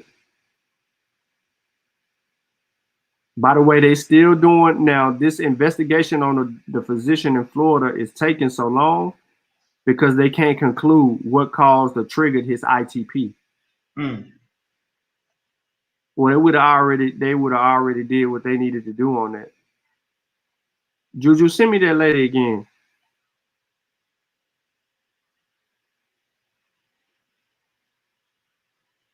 You know what I'm talking about? If it wasn't you or somebody, yeah, it got to be you, Juju, because you sent me something like that lady. I don't went too far. So I think I want to just say this real quick, man. That healthy eating helps you fight all diseases. Healthy eating does. But it's no substitute for a vaccine. It does not stop you from catching COVID-19. Healthy eating helps your overall body functions, period. For all your naturals. For all the naturals. Yep. They think that's better than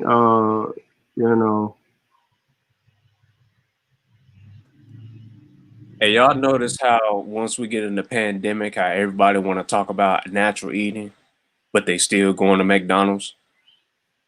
Yeah, that's always it. Still smoking them 10 packs of cigarettes too. Smoking weed with the blunt, with the tobacco, going home, grabbing a beer or some Hennessy. FDA approved. Sit on the couch, smoke and drink, get the munchies, get up, go to the refrigerator, trust all the FDA food in your refrigerator, sit down, turn on YouTube and cuss us out talking about we don't trust the government. Yeah. Get Yep. right on the government technology, huh? Right on the white man technology, huh? Yep. We don't trust. We don't trust them. We trust y'all, Inky. We trust y'all, man. Yeah. Yep. Who they trust? They trust Dr. Savior. Your food is your medicine, nickel. Your food is your medicine. Mucus is the cause of all disease. Yeah. All right, I got the video. This Yeah. this ain't the same video though. It's another video. So I want to do this blind. Cause I ain't never watched this video I'm about to play. Never watched it. I told I wouldn't press play on this video, but somebody sent me the video of this lady sitting down at a chair talking about this vaccine.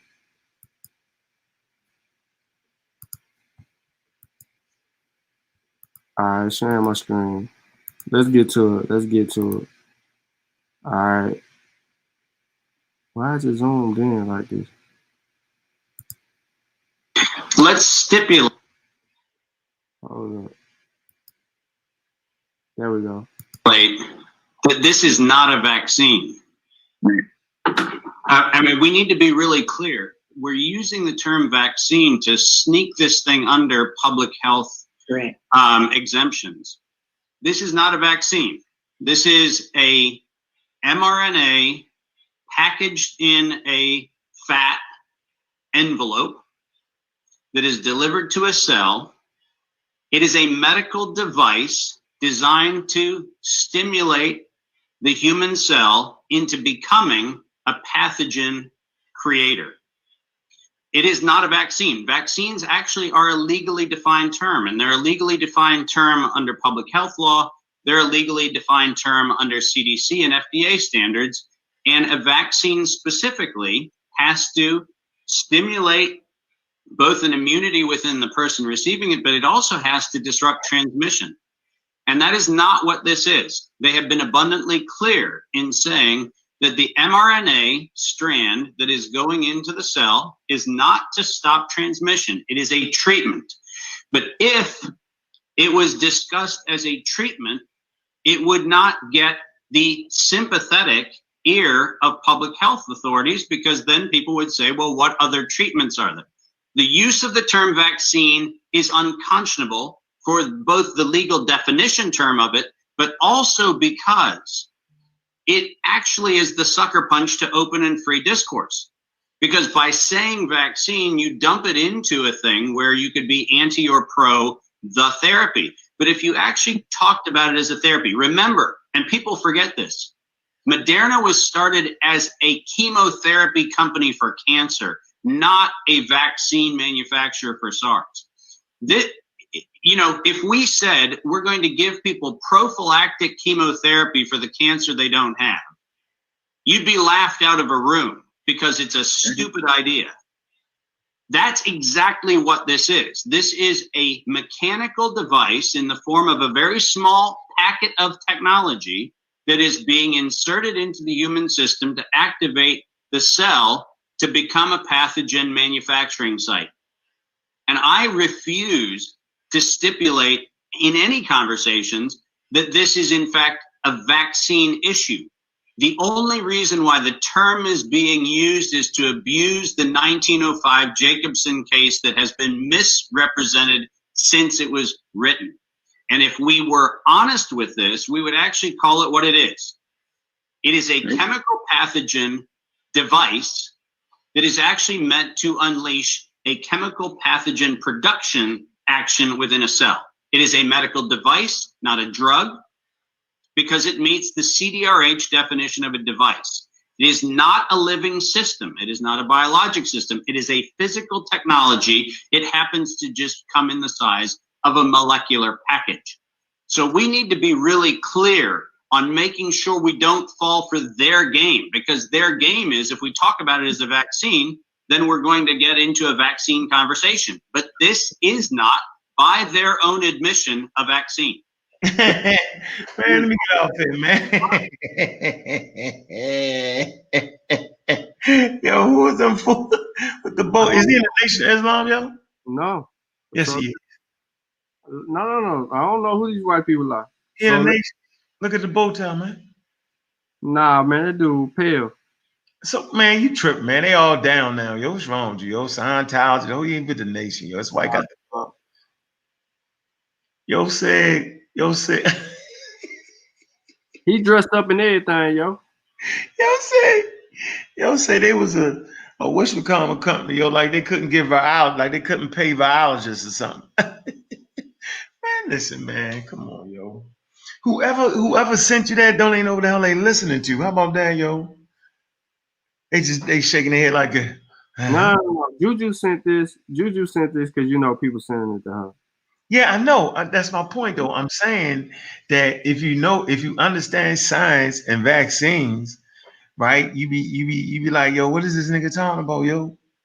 The only thing a vaccine do is trick your immune system into thinking that is under attack by a virus, and your daggone immune system make daggone antibodies.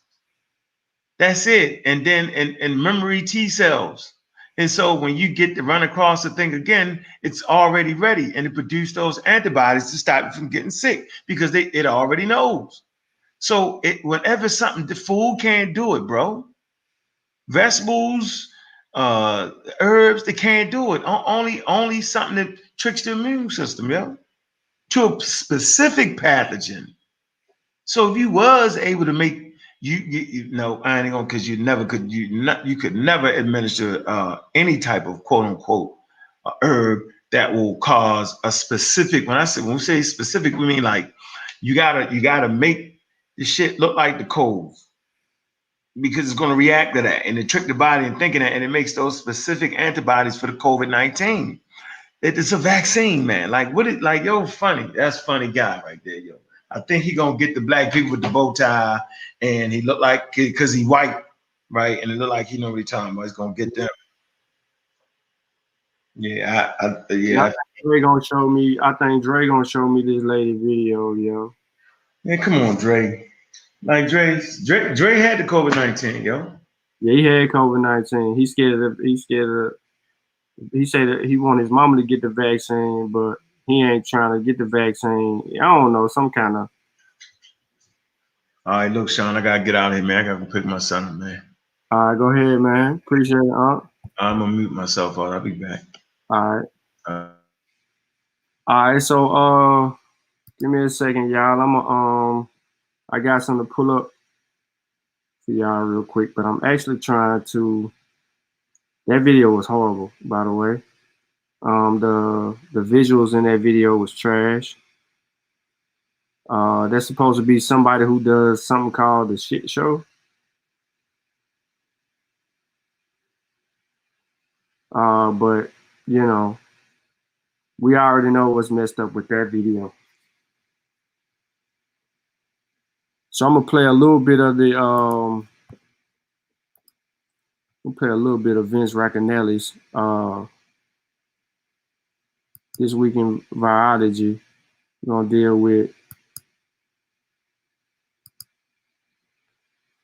with the structure of viruses. This is important that we understand the structure of viruses. We've been talking about this all day. And, this is going to give us a little bit more in-depth, nice way to understand these viruses. Welcome back, everyone. It's lecture 4. Today we're going to talk about structure of viruses, how different virus particles are built, and what are the principles that govern these structures. So the virus particles are made up of what we call structural proteins. That's a very specific definition. There are many proteins made in virus-infected cells, but they don't end up in virus particles. So they're not structural proteins. And these are some of the functions of these structural proteins. First, they have to protect the genome. In a virus, all that matters is the genome. These beautiful particles, enveloped or icosahedral, as you'll see, they're beautiful, but they're just to protect the genome. All that matters is the genome that has to go from cell to cell or organism to organism. And here are some of the ways they are involved in protecting the genome. They help assemble a stable shell, and we're going to talk about today why it's so stable. They also, the structural proteins have to recognize and package the nucleic acid genome. Packaging is a specific process that we talk about, which means when you build a particle, you make sure that only the viral genome gets in, nothing else in the cell. You don't want cellular nucleic acids in the particle. That would dilute your infectivity. And finally, the structural proteins have to interact with host cell membranes, and that gives you an envelope. For those viruses that are enveloped, the structural proteins drive the formation of an envelope, as we'll see later in this course.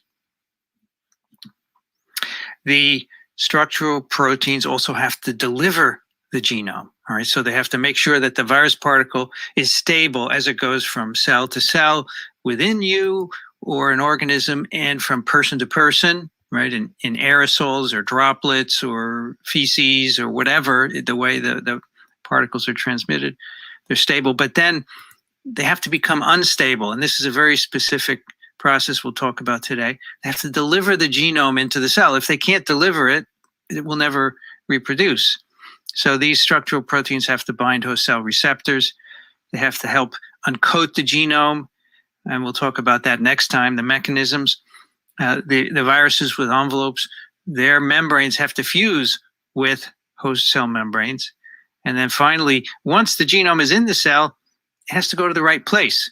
So some genomes are in the cytosol, that's fine, but others have to get into the nucleus, for example. Now, before we go any further, we have to make some definitions, of course, because I will say terms that you don't know, you've never heard of before. So here they are in terms of structure. First, subunit. I will say subunit, and what I mean is a single folded polypeptide chain. So here are three single folded polypeptide chains, and the nomenclature is typical: VP, virion protein 1, 2, and 3, for example. And each of these are a single polypeptide that go to build the virus particle. So that's what a subunit is. And then the next level up is called a structural unit, which has synonyms including protomer and asymmetric unit. This is the unit from which the virus particles, which are called capsids or even nucleocapsids, are built. We have to define these in a moment. It can be composed of one subunit. So a structural unit can be just one subunit repeated many times, or it could be multiple. In this case, this virus outlined in black, there are three subunits making up the structural unit, which is black here. But sometimes it can be just one subunit. And then we have capsid, which is from Latin meaning box. It is the protein shell surrounding the genome. So many viruses have capsids like this one. SARS-CoV-2 does not. It's an envelope virus. It has a nucleocapsid, which we'll define in a moment. But many viruses are just naked protein shells, such as this one. And then we have envelope, which of course is the viral membrane. That is derived always from the host cell, and it is a lipid bilayer. And of course, it's in it are embedded viral glycoproteins, which we will talk about.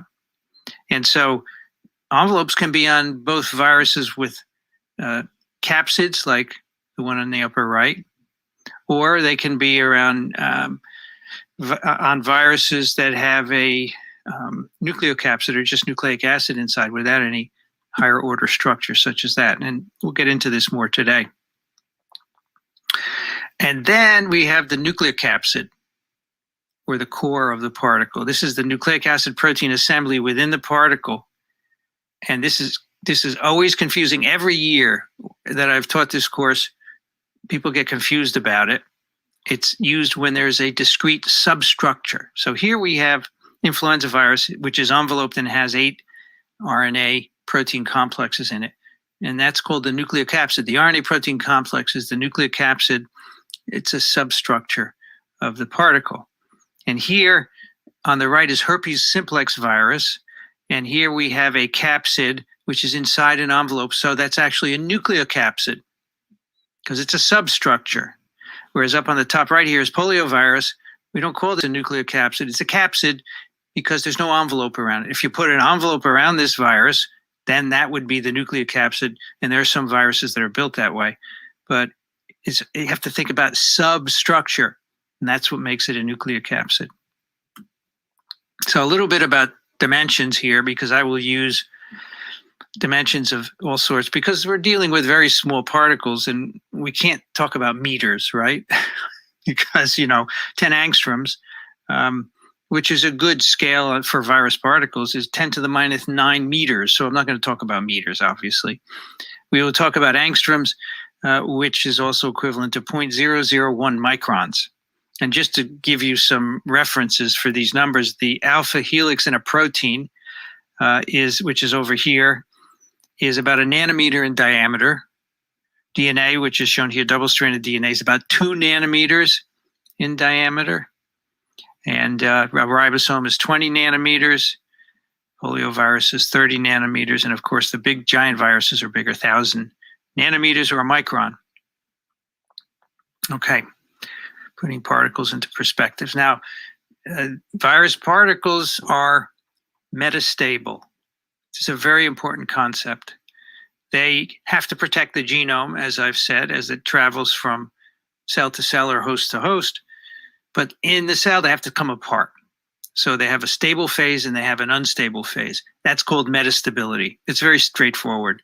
How you control it may not be so straightforward, but here's an example of a virus particle. Outside the cell is very stable, but it binds a receptor, and that is actually for this virus the trigger that dissociates it and allows it to release the RNA. The trigger or the signal to go from stable to unstable varies according to the kind of virus, and we'll talk about that more in detail next time. But for today, you need to just understand that virus particles are metastable because they can exist in either stable or unstable states. And a little more definition of what we mean by metastability. Virus particles have not attained a minimum free energy conformation in order to be unstable. So they exist in a high energy state. And in order to get to the minimum free energy conformation, they have to surmount an unfavorable energy barrier. So viruses exist. And here's a graph of different states of the virus particle with free energy, G, on the y-axis. All right. And so virus particles, in order to become unstable, to release the genome, they have to get down here in state 3, which is the minimum free energy conformation. And they exist in state 1, which is a higher energy. But to get to 3, they have to go over a barrier, an even higher energy state. And they do that because they're spring-loaded during assembly. They contain energy built into the bonds that make them up. So we say energy is put in the particle during assembly, they're spring-loaded, and that energy is used for disassembly if the particle gets the right signal. And so the energy is used to surmount this energy barrier and go to the minimum free energy state. The signal can be binding to a receptor, it can be low pH, it can be proteases that cleave structural proteins. So the virus particles ensure that they infect the right cell by having these signals make them unstable. So how do we become metastable? How do we make a particle that is very stable under some conditions and unstable under others?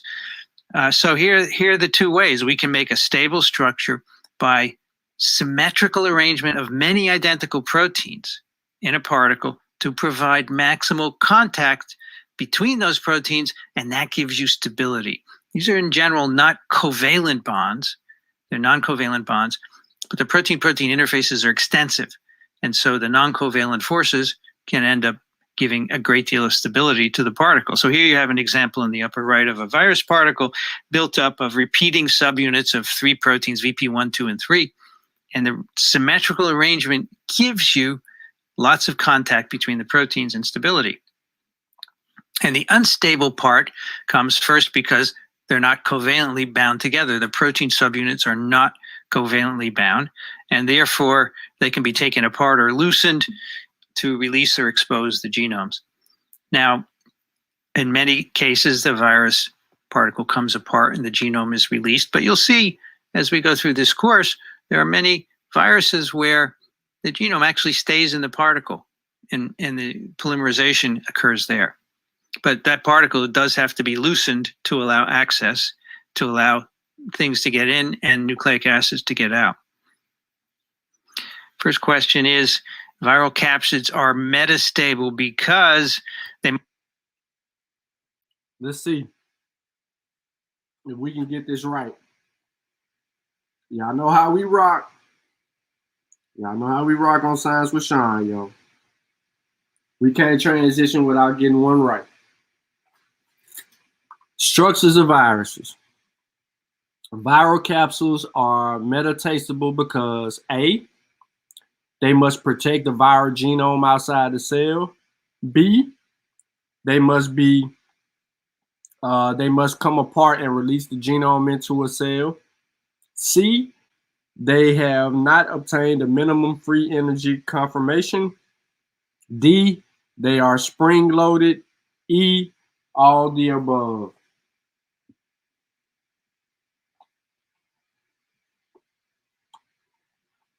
What's our answer?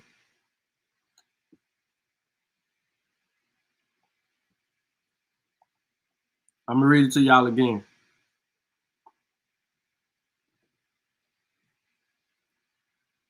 Viral capsules are metatastable because A, they must protect the viral genome outside the cell.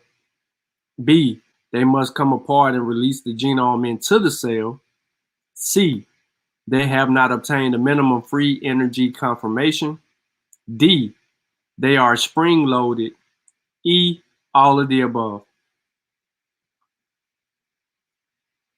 Robert Rand said E.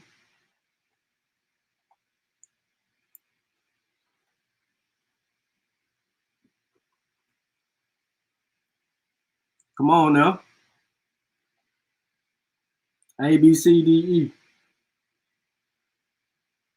Bonita said E.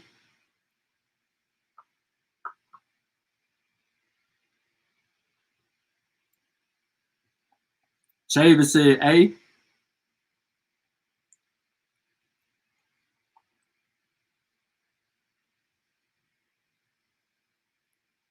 Three E's, one A, and a C.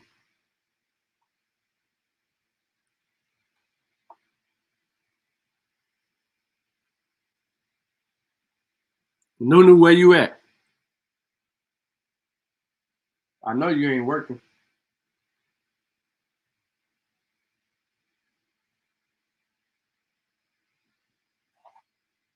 Hold on, let me send this.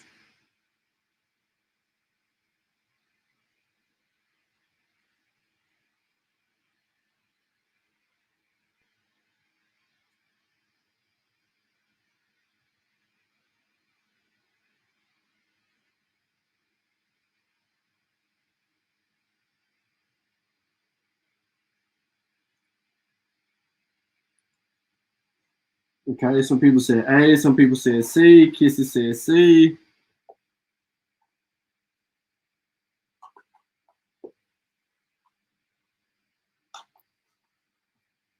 Can we get some more answers? Participants?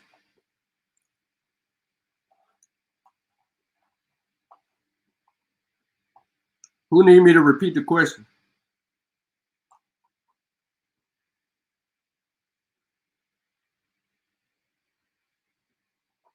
And Zinga said A.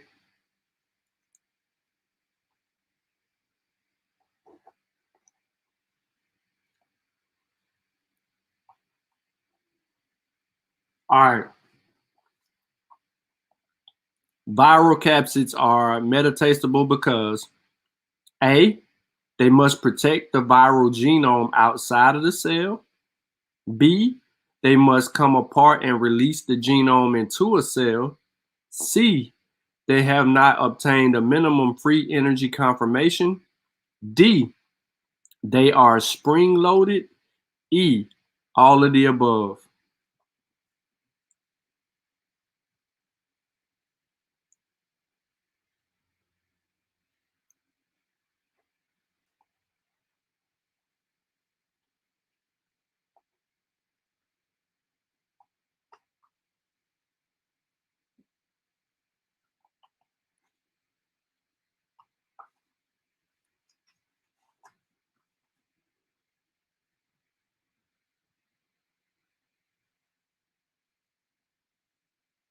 I'm gonna wait and see if Adrian answers. I'm gonna do it one more time till I see Adrian answer. Viral capsids are metatastable because A, they must protect the viral genome outside of the cell. B, they must come apart and release the genome into a cell. C, they have not obtained a minimum free energy conformation. D, they are spring-loaded. E, all of the above.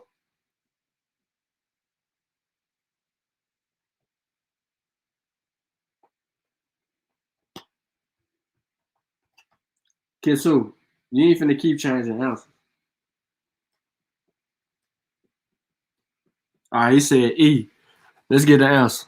Must protect the viral genome outside of the cell. They must come apart and release the genome in a cell. They have not obtained a minimum free energy conformation. They are spring-loaded, all of the above. All right, let's have a look at how we did here. The answer is E, all of the above.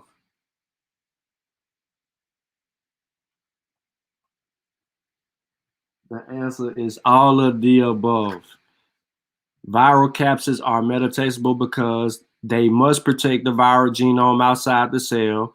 They must come apart and release the genome into a cell. They have not obtained a minimum free energy conformation. They are spring-loaded. E, all of the above.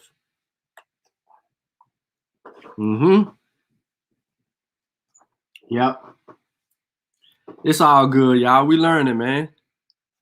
We learning. So let me go to my bag up real quick, pull up a story, and then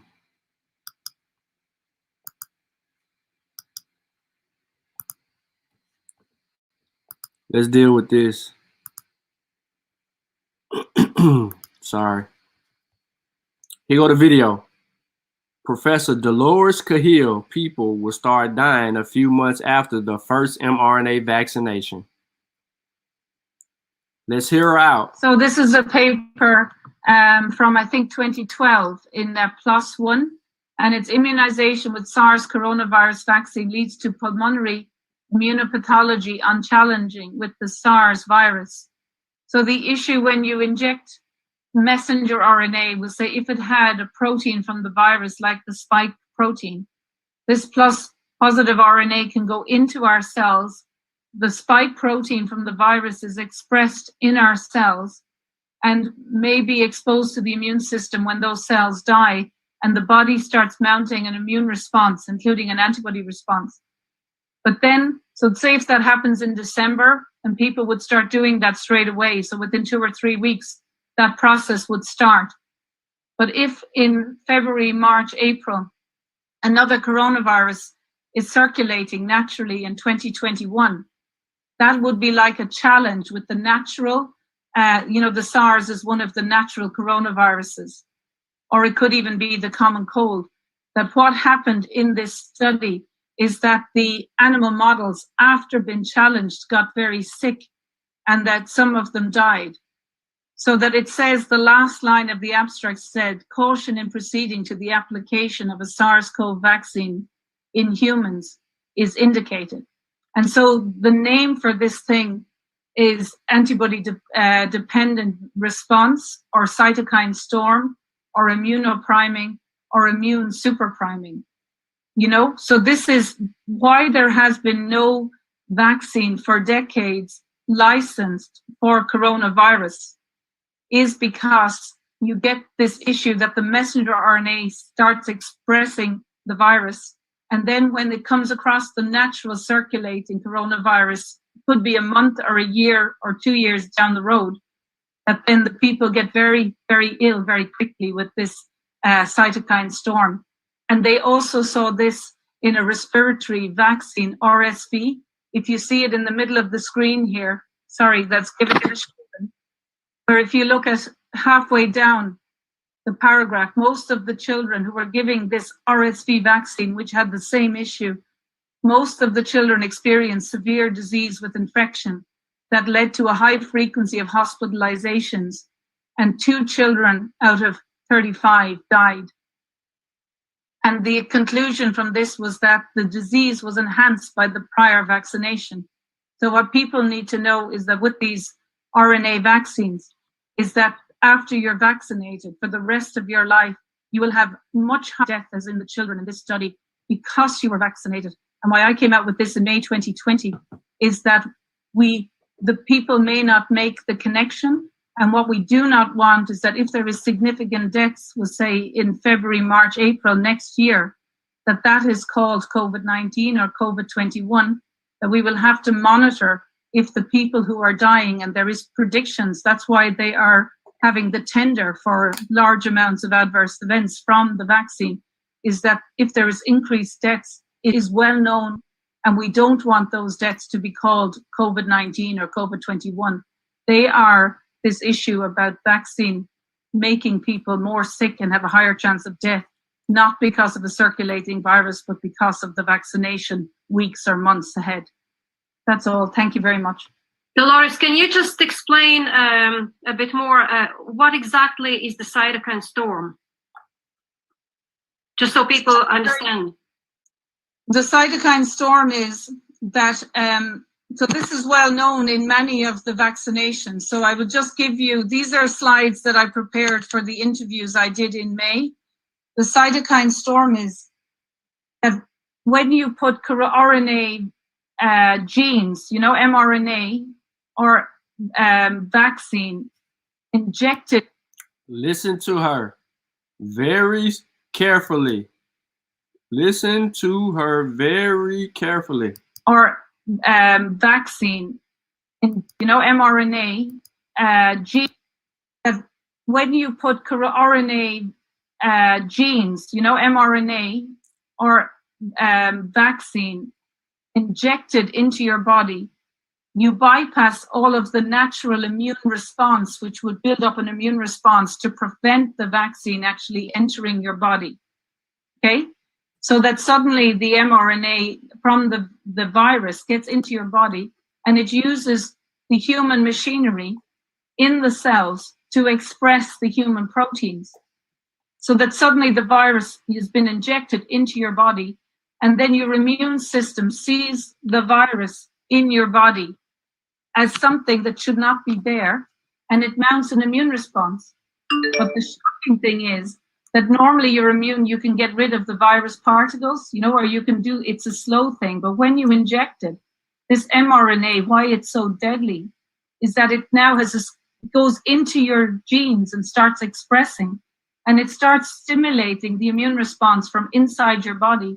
And it literally, you can't get rid of it because the source of the viral protein, you now become like a genetically modified organism, and your body is expressing the virus protein. And so you slowly, your immune system starts to try and get rid of it, but you're mounting this super, beautiful, exquisite antibodies to get rid of it. But you never can, because it's now part of who you are. It's integrated. And we now, the people getting this, will become a genetically modified organism that will be making a virus protein as well as their own human ones. So then when you naturally come across, we'll say, the coronavirus naturally, or the RSV as these children did, the virus, you breathe it in and it goes on to your mucosal system and your bronchi. And then normally you would just get rid of those virus particles, you'd mount an immune response. But what it does is, because that one or two viruses as you breathe in will suddenly trigger an antibody response, which normally happens over 2 weeks. But then suddenly the antibody response will now activate and realize, oh my God, this viral protein is in every cell of my body. So then the antibodies start attacking your cells and your organs. And so what I've been saying since May is what people will die is they will go into like septic shock, and then they will go into organ failure within 3, 4, or 5 days. And they will die if they don't get vitamin C, potentially with. We're over 45 million vaccinated, somewhere around there. And we don't have 45 million dead. She said that as soon as they get their vax, they supposed to die. Listen to her. Listen to her. Y'all ain't listening? cell of my body. So then the antibodies start attacking your cells and your organs. And so what I've been saying since May is what people will die is they will go into like septic shock, you know, and then they will go into organ failure within 3, 4, or 5 days. And they will die if they don't get vitamin C, potentially within, 7 to 10 days.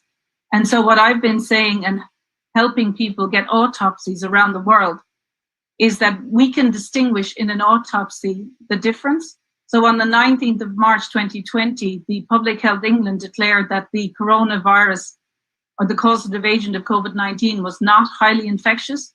And that was reported and is still there on the government website. So that means there is no reason for autopsies not to be carried out. And so in an autopsy, you can distinguish if you breathe in a virus and you die, if the virus is a causative agent of COVID-19, a pathologist can easily see the inflammation is in your lungs and your bronchi. But if it was to do with an adverse event from a reaction, all of your lungs will equally be inflamed. So a pathologist can take material from the whole lungs and distinguish with, say, an adverse reaction from the influenza vaccine made on dog tissue with corona, right? So you can look at the adverse reaction from that.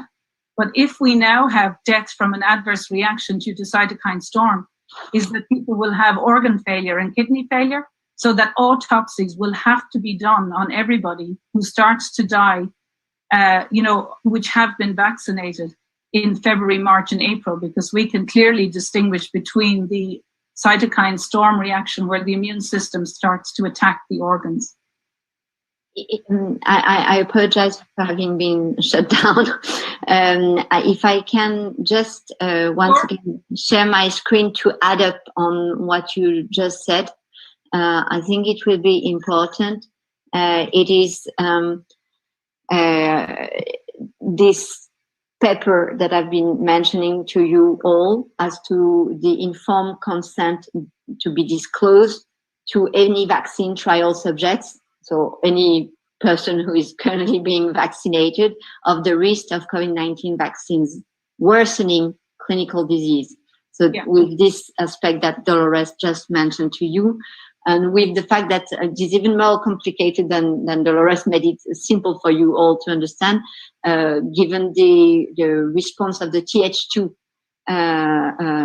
lymphocytes, that is a specific response that can that take place in elderly. So it is highly expected that elderly people will be more at risk actually of all the procedure of these effects that we are putting in front of you all, sharing with you. So basically this article, who was released the 28th of October in 2020, that I really like the conclusion, because the conclusion leaves the place to no interpretation. It is an ethical aspect that we should be raising. The specific and significant COVID-19 risk of ADE, so this antibody-dependent enhancement, should have been and should be prominently and independently disclosed to research subjects currently in vaccine trials, as well as those being recruited for the trials, and future patients after vaccine approval, in order to meet the medical ethics standards of patient comprehension for informed consent. This is really important. There have been in the history some courts who said, "Oh, you knew enough not to do what you have been doing," and I feel extremely concerned when even though it is not my topic of expertise, when I read that kind of conclusion, and when I read the literature that's behind, to raise that concern to the people. Everyone needs to know that they have bodily integrity and the freedom to decide whether or not they want a medical intervention. But also there is a moral, ethical, and legal obligation on health professionals and scientists to ensure, and regulators and politicians, that people are not given interventions that cause them more harm than good. and that they need to be fully informed. And that's why the censoring, as we see, in political debate and in newspapers and on social media, about the information of that people may actually have huge adverse events and death because of this. And then if this happens in March, they will say, why did doctors and scientists not speak out? That we are being censored and our reputations undermined. So I agree with what Alexandra is saying, is there is a huge issue with these mRNA vaccines, and people need to know about it, and that's what we're trying to do. So it's great to have the opportunity to speak with Alexandra today. Thank you, Alexandra. Amazing. Yeah, this is about being transparent, really. It's like, and now I'm really happy if the Czech news will fact checks and all these things will get hold on what we are sharing, because once again, there is so much literature, scientific literature, that neither Dolores nor I are responsible for. That Hey, now she put her foot in her mouth. She said, hopefully the fact checkers will get a hold of this information, because there's a plethora of information that's out.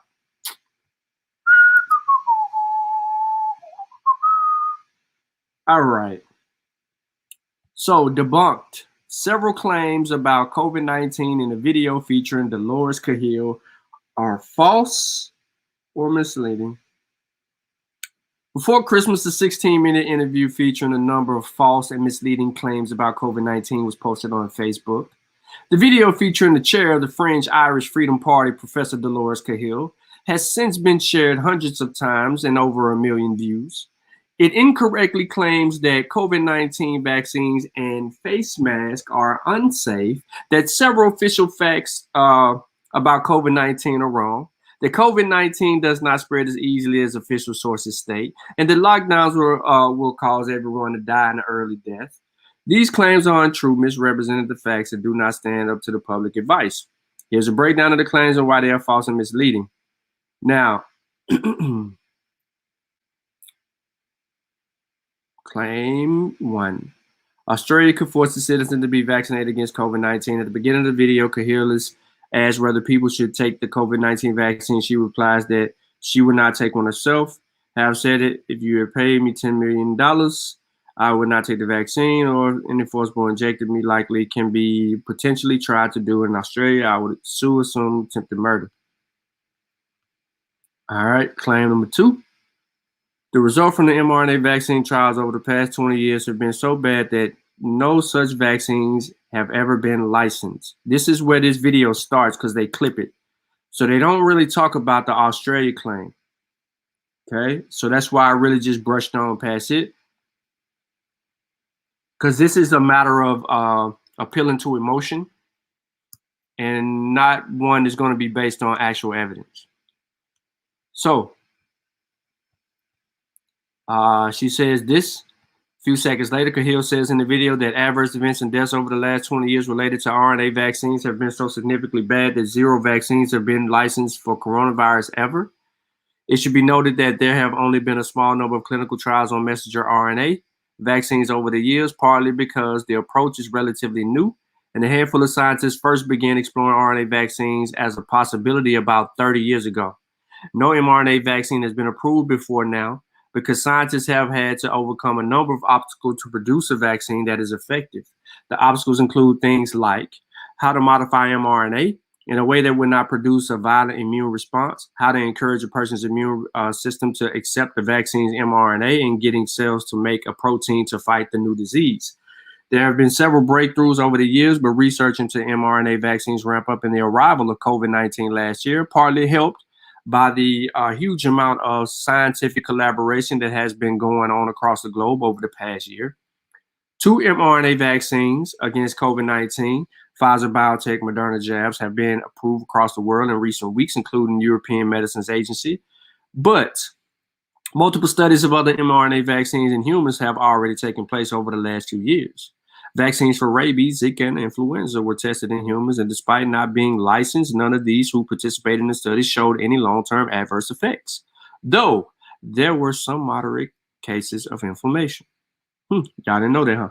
More recently, larger trials by Pfizer, BioNTech, and Moderna involving tens of thousands of people were hugely successful. Both companies COVID-19 vaccines were found to be over 90% effective in clinical trials. In the video, Cahill speaks about the mRNA vaccines trials conducted on animals to draw the conclusion that such vaccines are unsafe for humans. But it is misleading to suggest that adverse results in the previous mRNA vaccine trials make the COVID-19 vaccines unsafe, particularly when widespread testing of such vaccines has been carried out on humans. Cahill also cites studies of mRNA vaccines, which she claimed resulted in deaths and serious illness in animals and people. In one study, she suggests that up to half of the animals in the trial got seriously ill or died. In another, she says the children and babies were hospitalized. In another case, she says 2 babies in a study of 35 children died. Cahill does not specify in the video which studies these results come from, but the journal IE could find no evidence that such studies exist. A search of the U.S. National Library of Medicine database, which contains a result of over 360,000 clinical trials in 200 countries, did not return any results for mRNA vaccine trials in children. That's a fact. There's no mRNA vaccine trials in children. A similar search in the EU Clinical Trials Register, which contains details of almost 40,000 trials such 2004, also returned no results for trials of mRNA vaccines in children. So let's go on to claim 3. She says coronavirus only causes illness in the northern hemisphere between December and April. In the video, Cahill claimed that that type of virus which causes COVID-19 only affects people in the northern hemisphere between December and April. She repeats the claim a multitude of times in an attempt to suggest that the public health measures fight COVID-19, such as wearing face masks, social distancing rules, and the use of national lockdowns, are not necessary. This is untrue. Coronavirus causes illness and death in northern hemisphere countries all around year round. Coronavirus are a large family of viruses which may cause illness in animals or humans. In humans, several coronaviruses are known to cause respiratory infection, ranging from the common cold to more severe diseases, including COVID-19, Middle East Respiratory Syndrome, MERS, and severe acute respiratory syndrome, SARS. SARS-CoV-2, the coronavirus that causes COVID-19, began to spread across the globe during the spring of 2020, and the number of confirmed cases is continuing to rise. The virus did not stop circulating in the northern hemisphere after April last year. There were significant increases in the number of cases and deaths between May and November. Furthermore, the coronavirus had previously been recorded circulating in the northern hemisphere outside of December to April window. SARS-CoV-1 virus caused the illness known as SARS, was first detected in Guangdong province in China in November 2002 and spread into July the following year. And MERS-CoV, the virus that causes Middle Eastern Respiratory Syndrome, was first detected in Saudi Arabia in 2012. Large outbreak in South Korea in in the summer of 2015, and Saudi Arabia again in 2018 until February 2019. Claim number 4. COVID-19 can be prevented with vitamin C, vitamin D, and zinc. We still fighting this one. In the video, Cahill attempts to explain that the public health measures are not required because there are already treatments available to stop the spread of COVID-19. Coronavirus can be successfully prevented and treated by vitamin C, D, and zinc, she says. However, multiple studies are still ongoing to determine whether these supplements can treat COVID-19, and there is no proof that they can prevent illness or any other coronavirus. The only things that can stop someone from getting COVID are avoiding contact with those who have the virus and surfaces where it's present or by getting a vaccine. Many people take vitamin C, D, and zinc to boost their immune systems, but these supplements are unlikely to impact one person's immune function or prevent them from getting COVID-19 or another virus, coronavirus. Zinc has been touted as COVID treatment because of its role in regulating the immune system.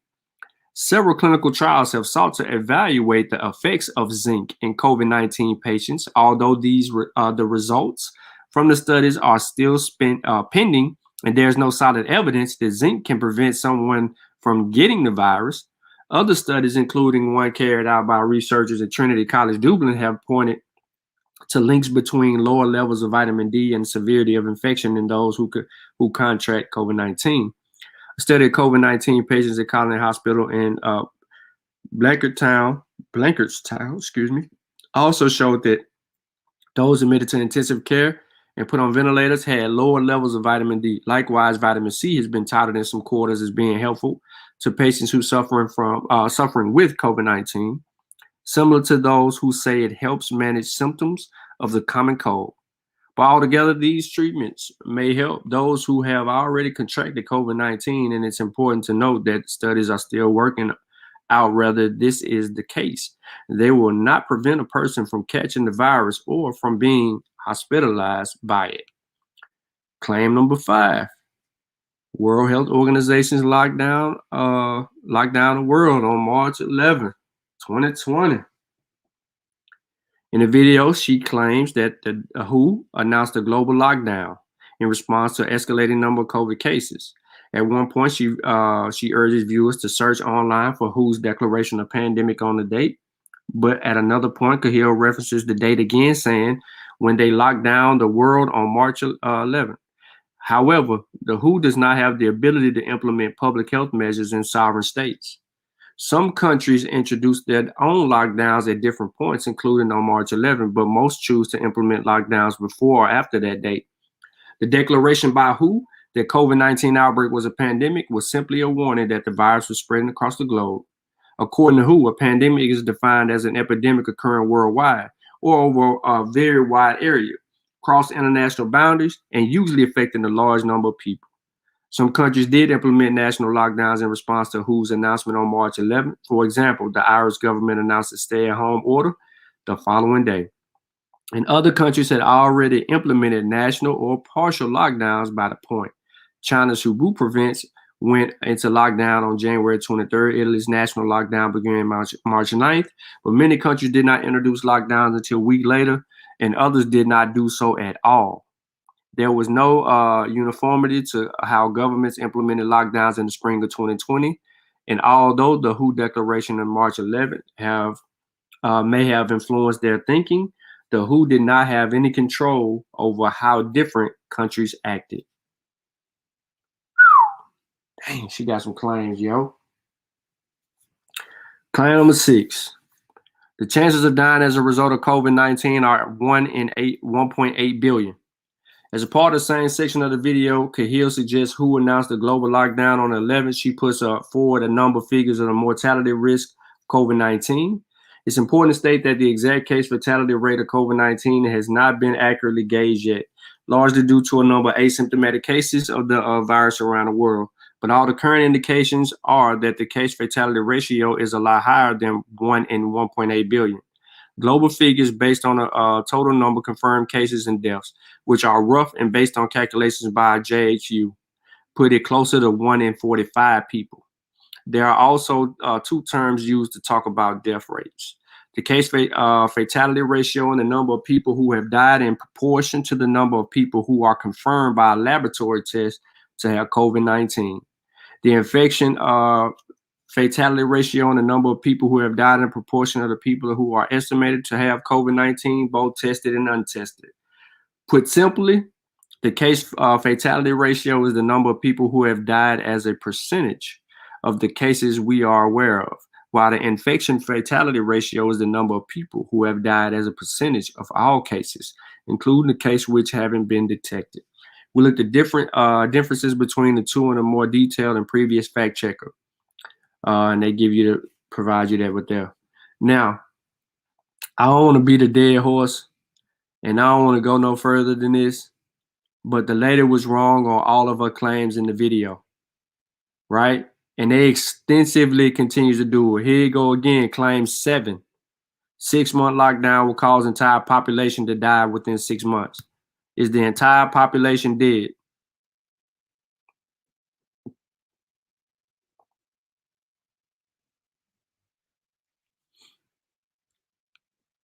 See what I'm saying? Claim 8. Total number of deaths in Ireland as a result of COVID-19 by September 20 was 100 people.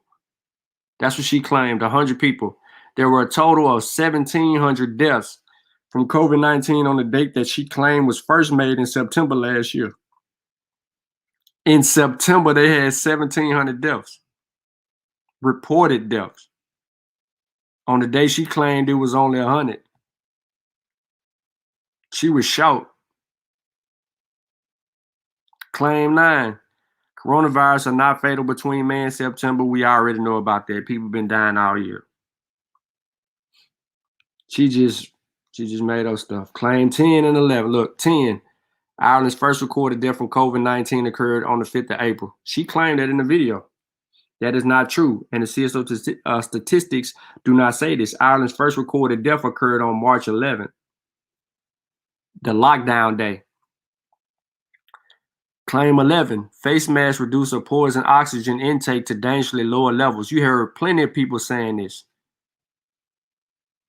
Come on, yo. I don't even want to. Claim 12. Coronavirus is not spread by coughing or sneezing. It's an airborne virus. This is false. Moving on. So all of her claims in that video were tied up and debunked. You know, that's that on that. Let me stop sharing my screen. Let's see how we building in the chat. I stopped scrolling here so I could see something.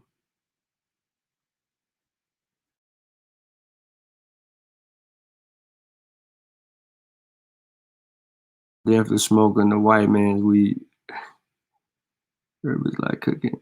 But y'all crazy. That's all this. Yeah, peace said.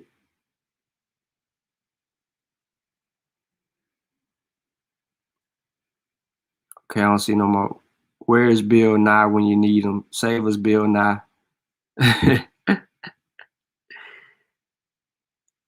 Oh, man. I take 9 vitamin C pills 3 times a day, which equals 999. Does that stop? Boy, y'all crazy. Did I miss something? What? Really can't understand it. Yeah, she's crazy. All these pseudoscience people have the same flow. Like the tempo of their speech is similar across the board. Facts. Yep, she's deliberately misrepresenting information. Pure black crazy. Yeah, we still in the building. Yep.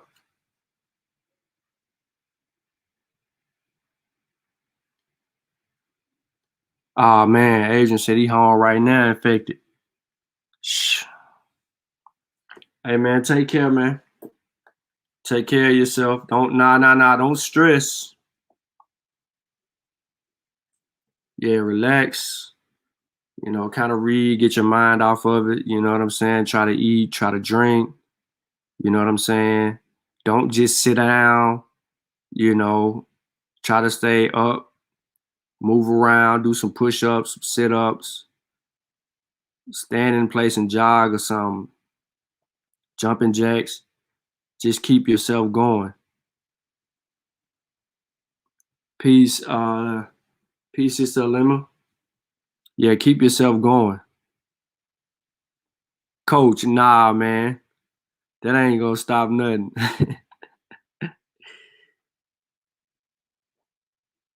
You wanna continue to do that.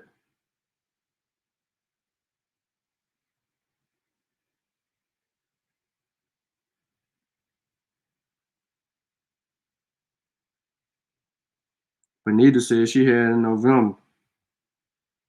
I think Coach just joking, Benita. I'll take him serious.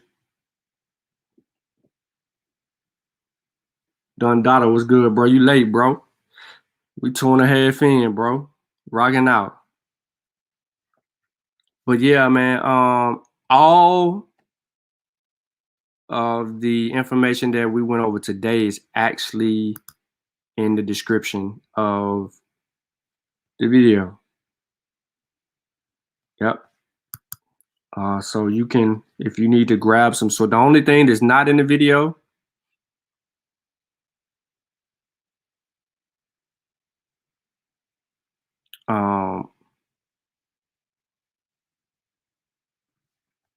let me see. The only thing is the last thing that we just debunked. That lady, I ain't put that in there. You know what I'm saying? But you can review them to it and you can timestamp it. Man, I had it for 2 months. I almost died. Coach.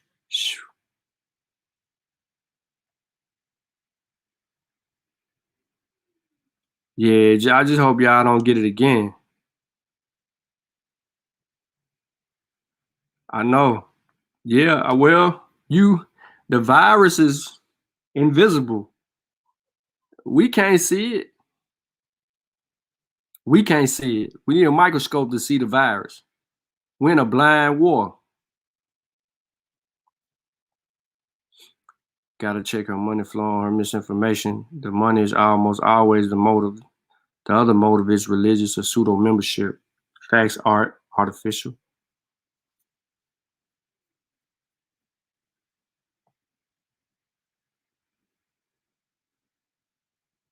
Yeah. Hey, and peace to the brother Adrian. Just want to let you know, bro, like you ain't alone. You know what I'm saying? Like it's a community of people, even though we virtual. You feel what I'm saying? Look at Shawn here every day, damn near. Saving lives, yo. Like, that's why I get turned sometimes. I have to mute out because you know what I'm saying? Like I'm at high risk. I'm healthy, I'm strong, you know what I'm saying? You don't want to throw them with me, but COVID got my ticket. And that's real. Like, you know what I'm saying? Stay motivated, keep tuning in to shows, keep talking to people. Don't, you know what I mean? Don't get in your own head with it.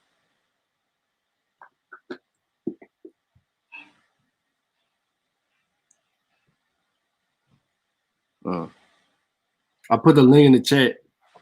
Anybody that had questions, comments, concerns, or if we got somebody in the chat that's think the vaccine is a hoax, the numbers are fake, you know, all of that good old stuff, or just anything that we had to deal with. I mean, I think we got some real scholarship in today. You know, we had Unc roll through. It was a good hard hour, somewhere around there. We got into what the scientists are looking at. We got into how they sequencing the variants and how they communicating and what type of technology that they're using to bring forth that information so they can map out these variants in real time. Like, I don't think, you know, y'all been in the YouTube world this whole pandemic. Have y'all seen somebody bring that out? You know what I'm saying?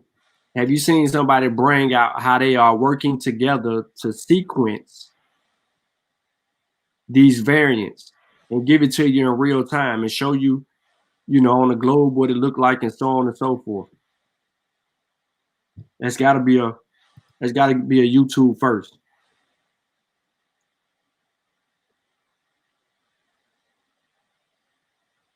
Oh no, the Wesley Muhammad thing, nah, that's crazy, yo. Nah, man, from West Africa. Trust me. I ain't the leader on it, man. I'm not the leader. I'm not. I'm an advocate. I'm an advocate for our well-being. We need to know everything that they know, if not more. We need to make sure that we're able to communicate what we need to communicate to our people. Tony Luxor, I'm not in it for that, bro. You know what I'm saying? Anybody have contention with me? What would we, like I said earlier at the beginning, what would I debate with him about? You feel me? You know, what would be the topic? What would be the topic? There's not much we disagree on. So the only thing that we probably could disagree on is when I called him out about his methodology. Because if we go back and rehash all his stuff, he wouldn't, you know, he wasn't following the steps. Although some people don't know that, you know, but that you can't debate that. You know what I mean? So people can correct their methodology. Man, Metal Nature against mathematics. He don't get no mathematics without the Metal Nature. There ain't no topic. Topic. Hey, Adrian, you definitely welcome, bro. You stay up, man, for real. We thank Shawn too, shit. You know what I mean, I don't mean to be cursing on the show. Read that right there. Had to make my 13-year-old write 10-page report on vaccines, the history, the science. He is supposed to explain the tech of the new vax, period. His dad, a biochemist, he must do better. Huh. Wow. Yeah, Cedric in the business.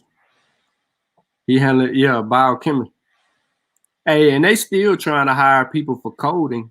That's why I told y'all, if y'all coding, y'all better get y'all hands on job opportunities regarding mRNA vaccines.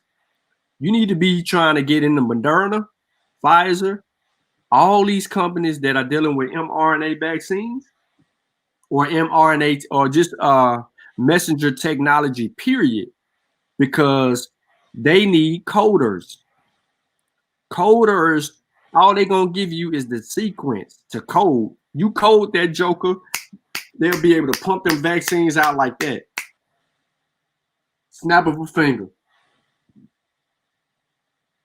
Hey, peace, Alfie. It's a couple comments I seen, Shawn. We're gonna go start at the bottom and go up. She say, as Shawn P, this sounds crazy to me that someone asked. They asked me, when given the vaccine, do they have doses for black people and doses for other groups of people's label? I debated my brother the other week on this. Wow. Unc always had this argument. Unc simply says this, he just keeps it simple. There's no race-based medicine.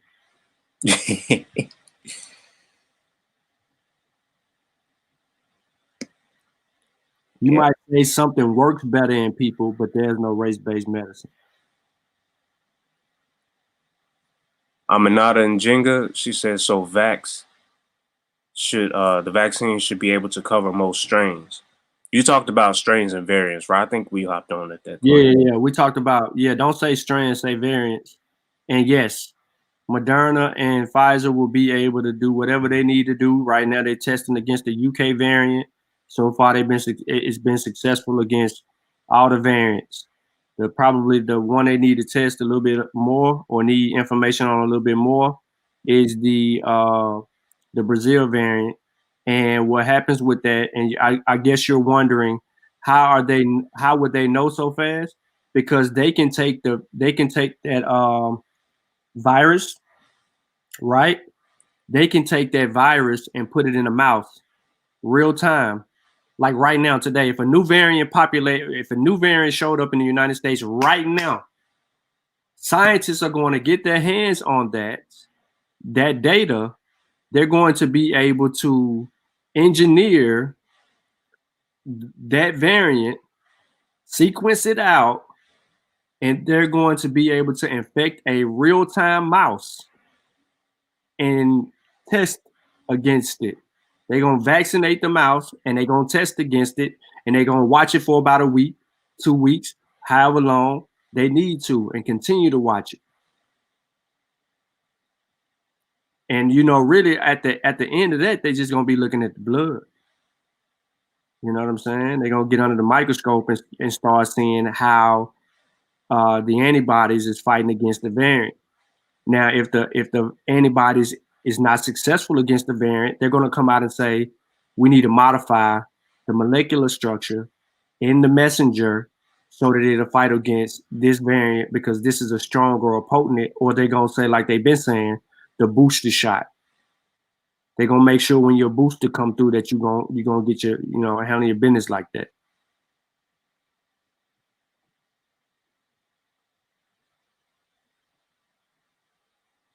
CK said they won't hire her because she ain't got the experience.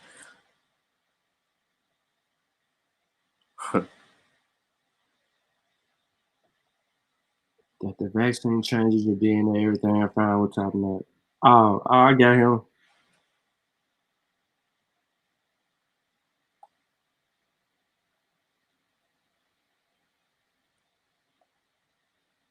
All right, Sean P. I know you don't debate, but your questions are devastating.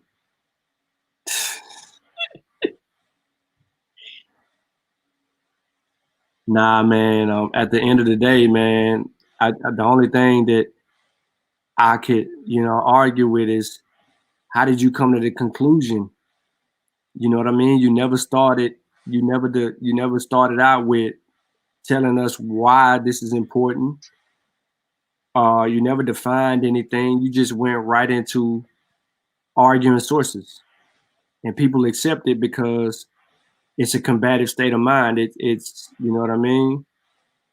To be honest, man, it's not a sport for me.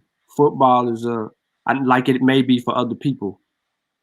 Football and playing football for me, that's a sport. Like that's something that, hey, let's get in the field. Basketball, let's get on the court. You know what I'm saying? Let's go to the gun range and let it fly. Stuff like that. Like, my competitive nature is on that. Now, if you want to argue with me about some information, man, to be honest, you know what I'm saying? Write it out. Let's see what you can put on paper. And because then, listen, because if you put it on paper, you can't erase it. It's set in stone. Now you got to defend that information.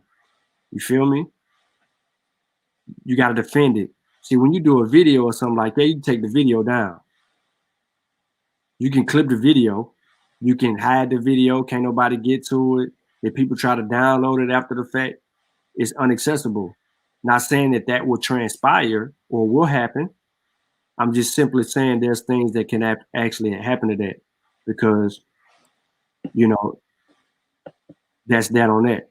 But when you write down, really, I don't even know what to argue is. What's the argument about?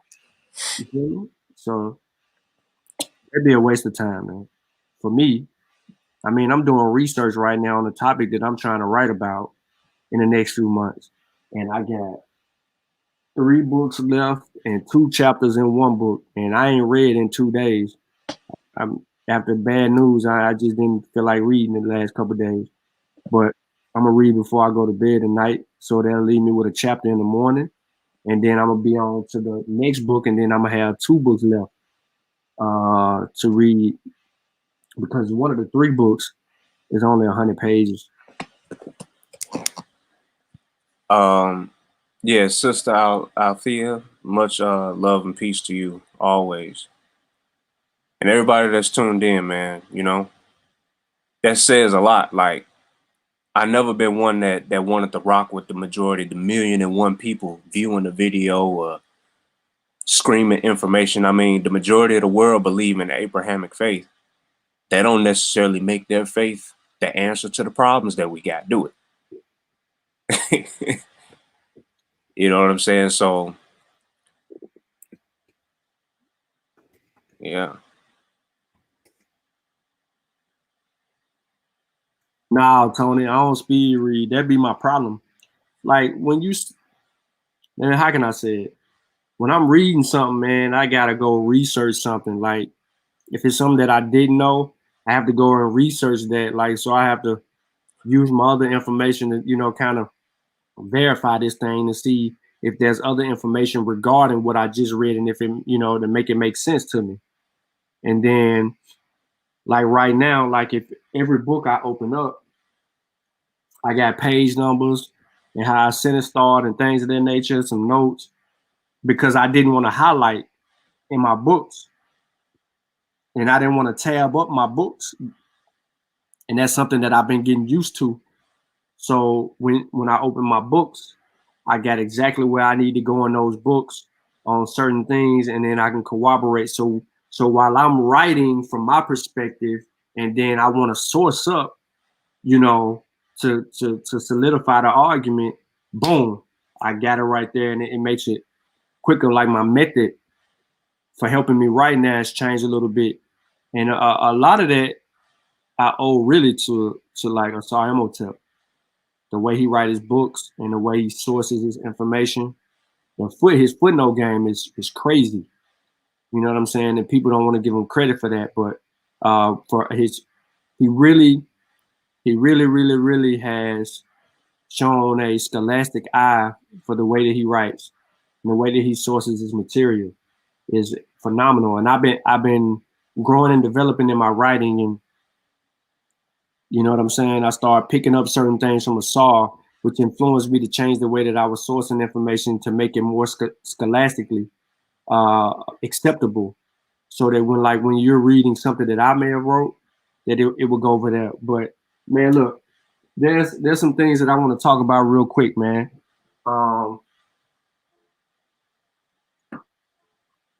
Killmonger's Corner, the conscious community's first Pan-African journal,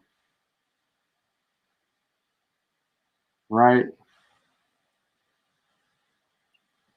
I'm bringing this up because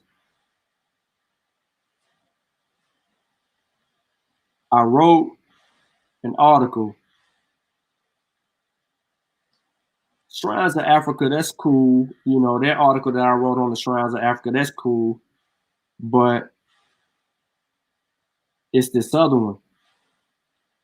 It's saying basically chapter 9, what would be considered chapter 9. It's called The Beauty of West African Culture, Traditions, and Influence.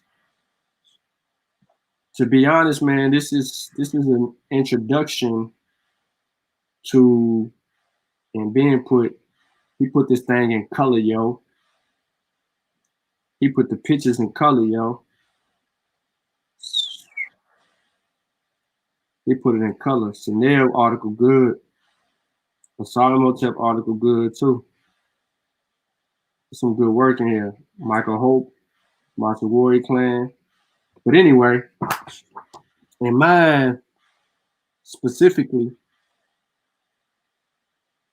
I wrote this to reintroduce Africa to you, to your children, your children's children, and possibly your parents.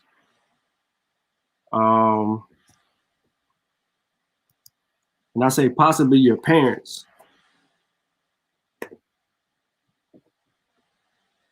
because I don't know what kind of parents you have, or if they would be interested in this at all. But I'm excited about what people may think of this. You know what I'm saying? I'm excited about what people may think of this. It's not long, as you can see, based on the format of this. It's literally a few pages. Sources stick right here. All your sources. And I tell the story from my perspective, with the hopes of leading you home. That's the ultimate goal, to lead you home. And, because people talk about Kemet all the time, and people talk about everything else. But West Africa is shunned. So I hope, man, that y'all get that work with Thurman. I hope y'all get that work, man, and I hope y'all read that and give me your feedback on that. And then I want y'all to make sure that you have volumes 1, 2, and 3 from the Kofi Paisai research team, because we collectively put a lot of energy into those projects, which we could have made just one project, but that would have been over about 1,000 something pages. In one book, it would have looked like a University of Kemet Press book. So we broke it up to give y'all that work, and we did what we wanted to do. We wrote books for children. You know what I'm saying? Brother Rod was like, I don't care how many books you write. Hold up. Actually, you know what? Let's hear what he actually said, though, because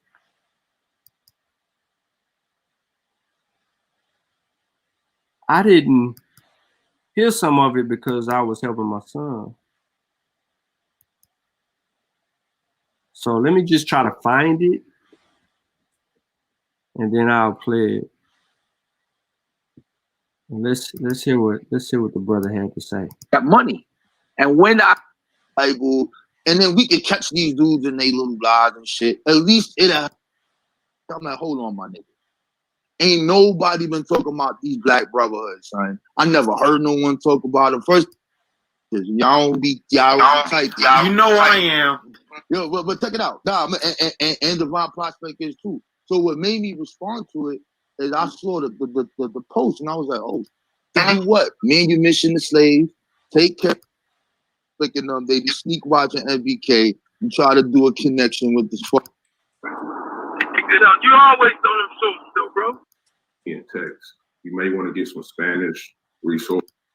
In customs, they ate like for me to be like, yeah. And I just happened to saw one on a Facebook post, and I saw Divine, ago, they didn't find them. They didn't find the black Jews that came on the coast. The majority, and the most of them, and started putting tattoos and burning their face. See, there's the Jews right there. So I'm gonna tell you one time, son, do not talk about black brotherhoods and no Luso Africans and no Jewish connection. And hey, I will say this: if you got any of these Cape Verdeans, because they technically can be Spanish, So they relates. Brother, the great grandparents are my God of the day. I just want you. The world never included all of Asia. It never included Northern Europe. Hundreds of them to do. It was a massacre, bro. Oh yeah, you doing yours tomorrow, right? Look, man, it's not going to be good when I sentence over the page before I find contradicting evidence or further. Let's see what we got right here.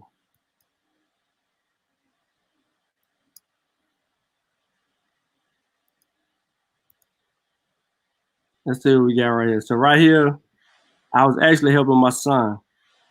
So I come back and I'm like, they said, and I probably can't find it in here. I would have to do a little bit more digging. But of course, the #1 troll talking about hit the link. Shawn, you heard me call my call out. I didn't hear his call out. And I probably got to go through and listen to it to see what he actually said. Said, I left the panel. I'll get you another day. I said, I heard you ain't call nothing. I was helping my son with social studies. And he says, you want to call me out, write a book with your contentions. And then he was like, that bull never works on me, fam. Of course, you know how I go. So let's see. He rejoins the panel, though. He rejoins the panel. Because I get a text message saying why my name being said. Portuguese was taking this stuff back with them, cashing in. Mm-hmm. Right. Very, very skilled. It's common in their history. That's what they do. They adopt people's things from other people's cultures and put it in for themselves. Just like this. Here is your chance. Hey, nah. Yeah. Shout out. Yeah, man. You know, this is the old school Dagger Squad show. This is what I'm gonna do today. Shawn, you have been talking for years and years, and now you are now sounding like Josh Heat Esau, talking about I can't talk to you until I write something. You keep saying you're not this, you're not that. I am challenging you right now. I have my computer. I will get off the phone and get on it. Whatever information you think that I'm buck there saying that I don't know about, that I'm just talking about, here is your chance. Don't talk to me about I need to write a paper. You got knowledge yourself on YouTube. I've been doing this since 1995 before you probably even came out your house. Now, pick your subject. What I talk about. He said before Africa, I came out the house. Americas, I jumped off the porch in the 80s, homie. Listen to you anyway because you're boring. So now, I'm boring. Get it popping. I'm tired of the talk. I'm tired of your slick talking. If I'm playing. All right. I heard enough. I don't even mention Rob Bourne's name, yo. I don't even talk to Rob Bourne. I don't say nothing. I don't never bring his name up, none of that. So he can't say that he's tired of me talking because I ain't said nothing. And then he says I'm boring, so why would he even pay attention to me anyway? What could I say that it would influence him? How would he know that I'm boring?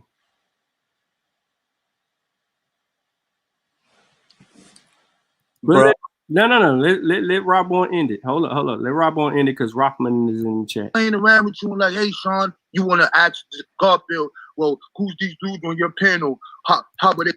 Now, first of all, I came in the chat trolling Garfield because one of the people that he have on the panel all the time went to YouTube to pull YouTube videos up and looked at titles and try to use titles as sources to argue that these people were, these particular people, that they saying that these particular people. So let's say, for instance, the Igbo said that the Igbo, based on the YouTube titles, was claiming to be Hebrews. He said, look, man, it's on YouTube right here. He was using it as a source, yo. I'm like, this the most horrible thing to do.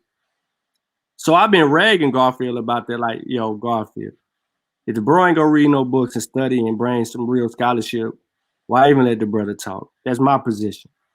But listen to Garfield. Listen to Rob Bourne. Listen to Rob Bourne. It ain't gonna be long. It's like 2 minutes. They validated. Don't get mad because these young brothers are stepping up. Don't get mad because they debating people. You're not better than nobody because you like.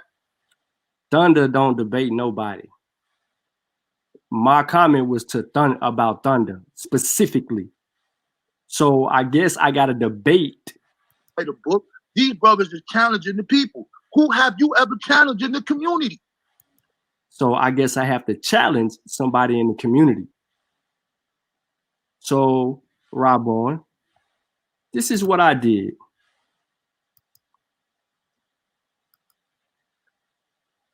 Here's what I did, Rob Bourne. Because I know you ain't gonna buy the book.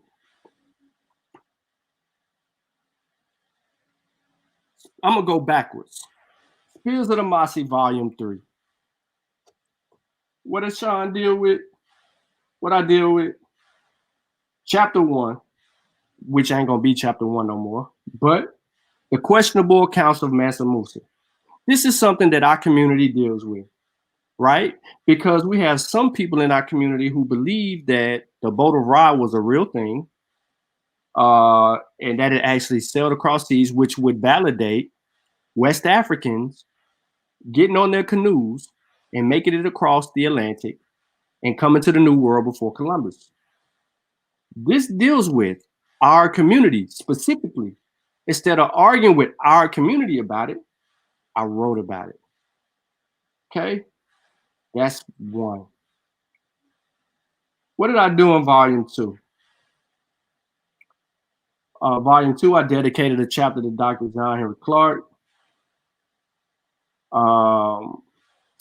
The second one, we dealt with before my chapter that ended the book. Sutek, who was on the panel, he dealt with specifically racism with Arabs.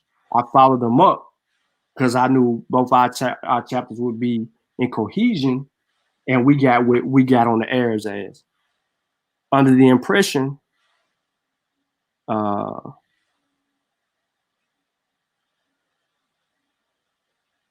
What you talking about? This ain't educating. We've been educating all day. What you talking about?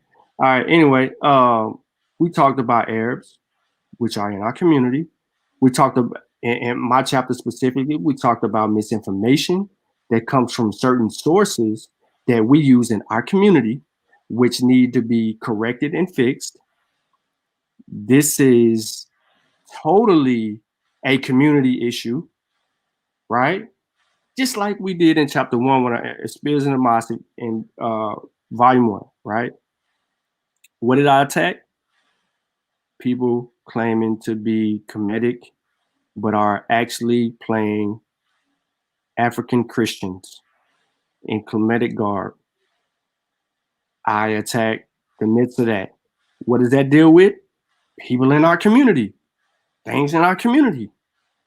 if Jabari and Fudishi, who else? Any of them up there, Baba Heru, shoot, whoever got contention with it, they got the book. It's challenging. That's why I wrote it. So if I wrote something, I got to defend it.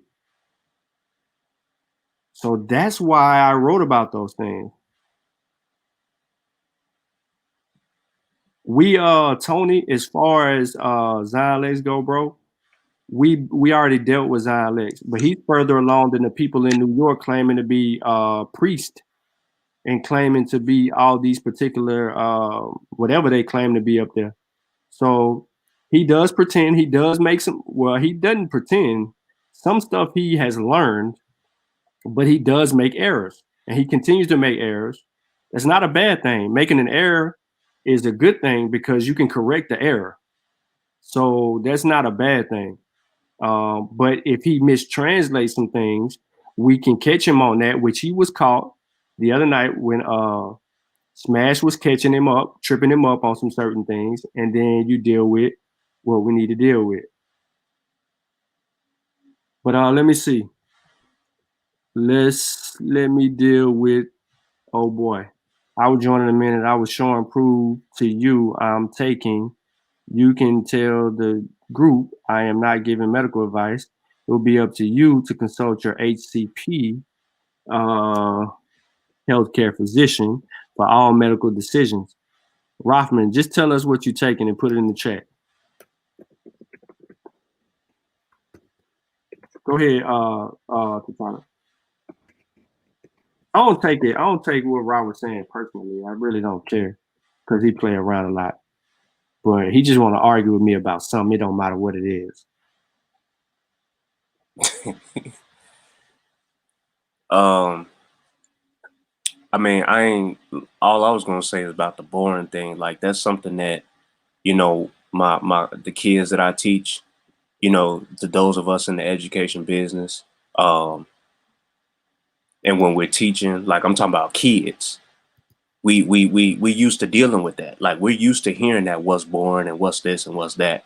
And when it comes to like science class, see, you ain't when you be sharing your screen, bro, and going in for 3 hours plus on this type of information, ain't no hooping and hollering, dancing, you know, want to argue back and forth, can't hear the video, turn the video off because they argue and get discouraged. Like we understand that it takes like you're talking about variance and the difference between, you know what I'm saying, proteins and this, and like, come on, bro, you going in with this information.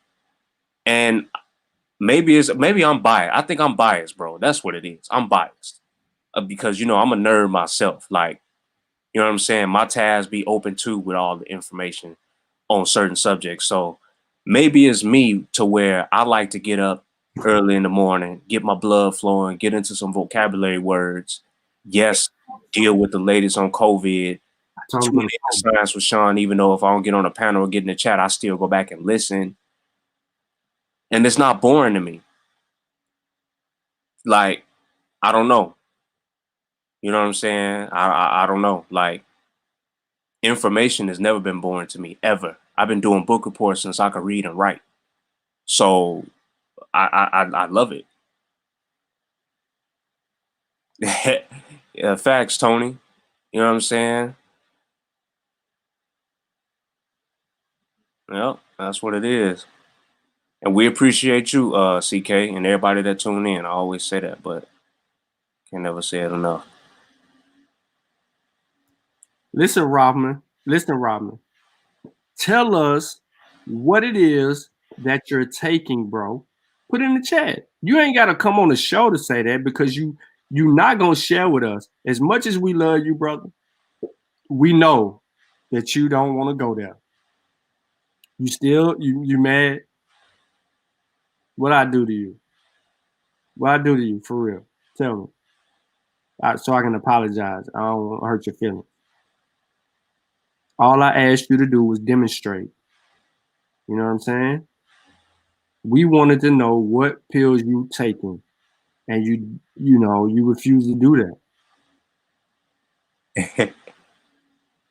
Now you're talking about never mind, yo. You got that Robitussin on deck. Man. That come in smooth. Here, man, I be Check this out, though. Check this out real quick. I want to show y'all how sometimes we just be ahead of the curve. And I know y'all like, what are you talking about? But we be talking about stuff, and then this happened. Yeah, so, well, look, you had to give me somebody's shot. She said, well, we can give it to you because we have just enough vaccine for the people who are on the list.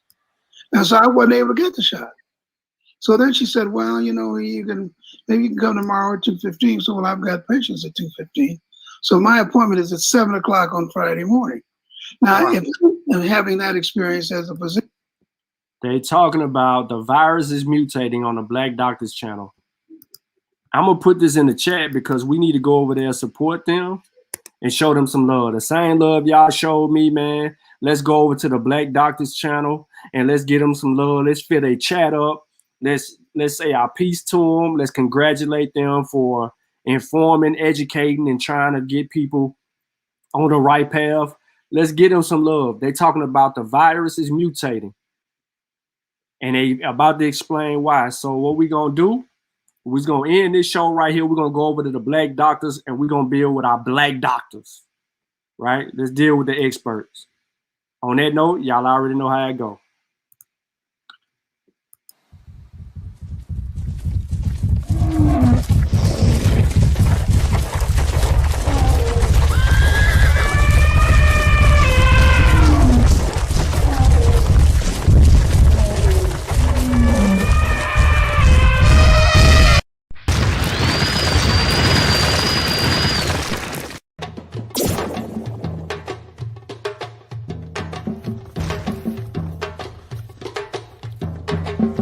Ladies and gentlemen, the books is in. The books are in. Yep. They in.